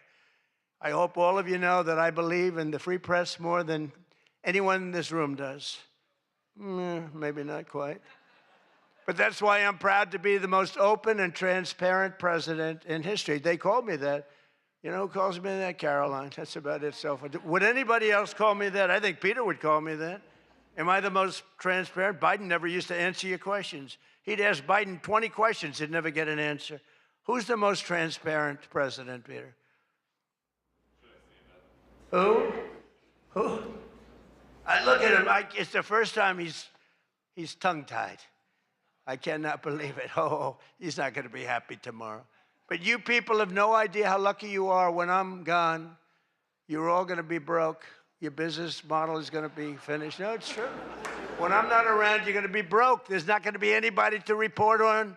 Nobody gives a damn about anybody else.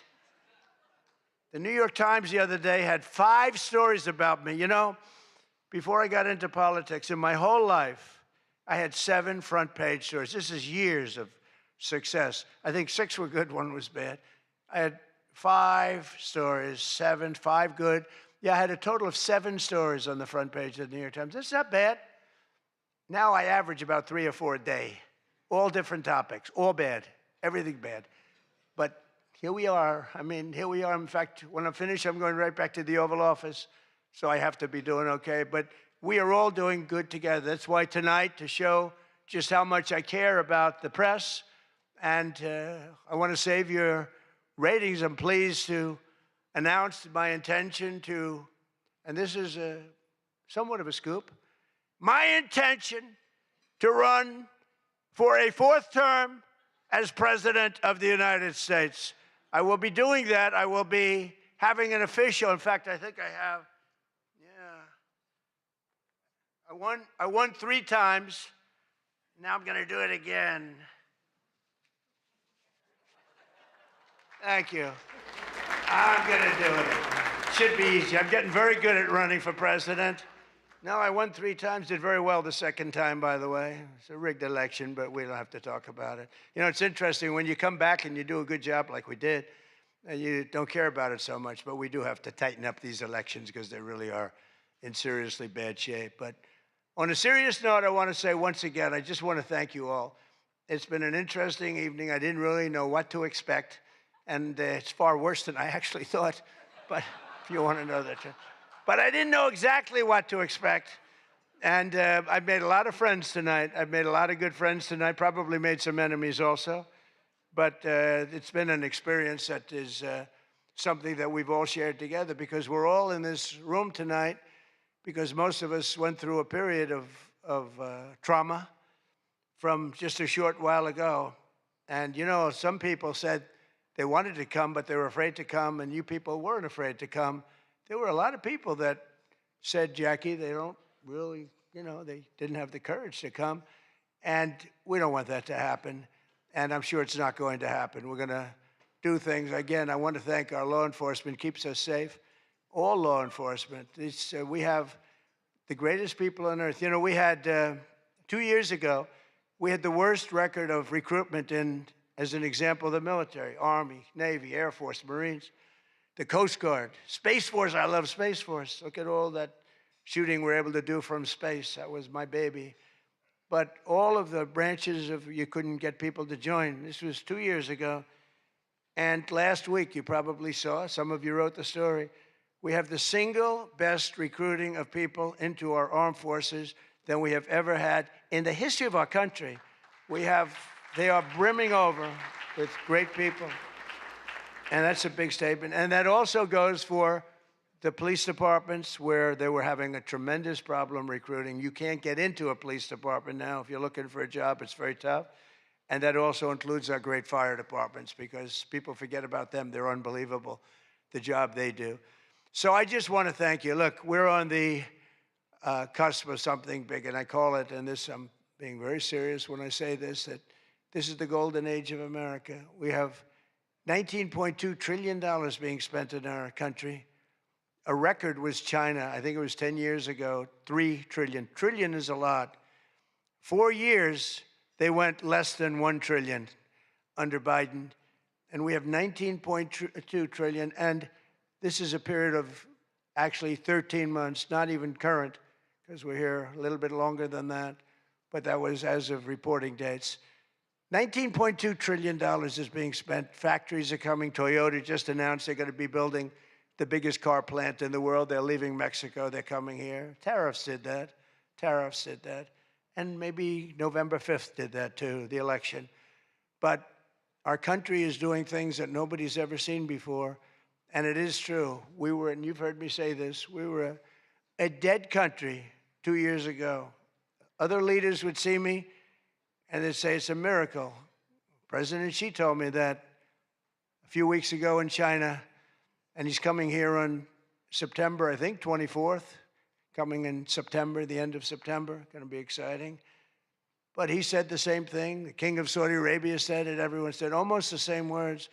We thought you were a dead country. We never thought you had a chance. You were never going to make it back. And in a period of 1 year, you made it the hottest country anywhere in the world. We all did that together. It's not me. We all did it together. And we do. We have the hottest country anywhere in the world. And we're going to keep it going. And I just want to say, it is the room. I have tremendous respect for the people in this room. Sometimes I don't feel you treat me fair. Maybe you do. I don't know. I don't feel that. But sometimes you treat me very fairly. And I have a lot of respect for your profession. Your profession's amazing. And I just want to thank you for having me. And it's been fun. And I've met a lot of great people. And, you know, I used an expression. I've used it right from the beginning. I did this for one reason, to make America great again. And that's what's happening right before your very eyes. We have made America great again. It's going to get a lot greater. So thank you all very much. It's an honor to be with you. Thank you. Thank you very much.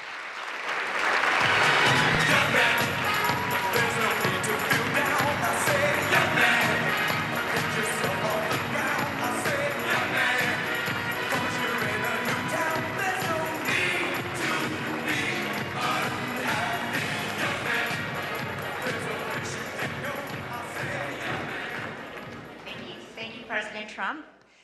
People asked me for several months, how long is he going to speak? And I said,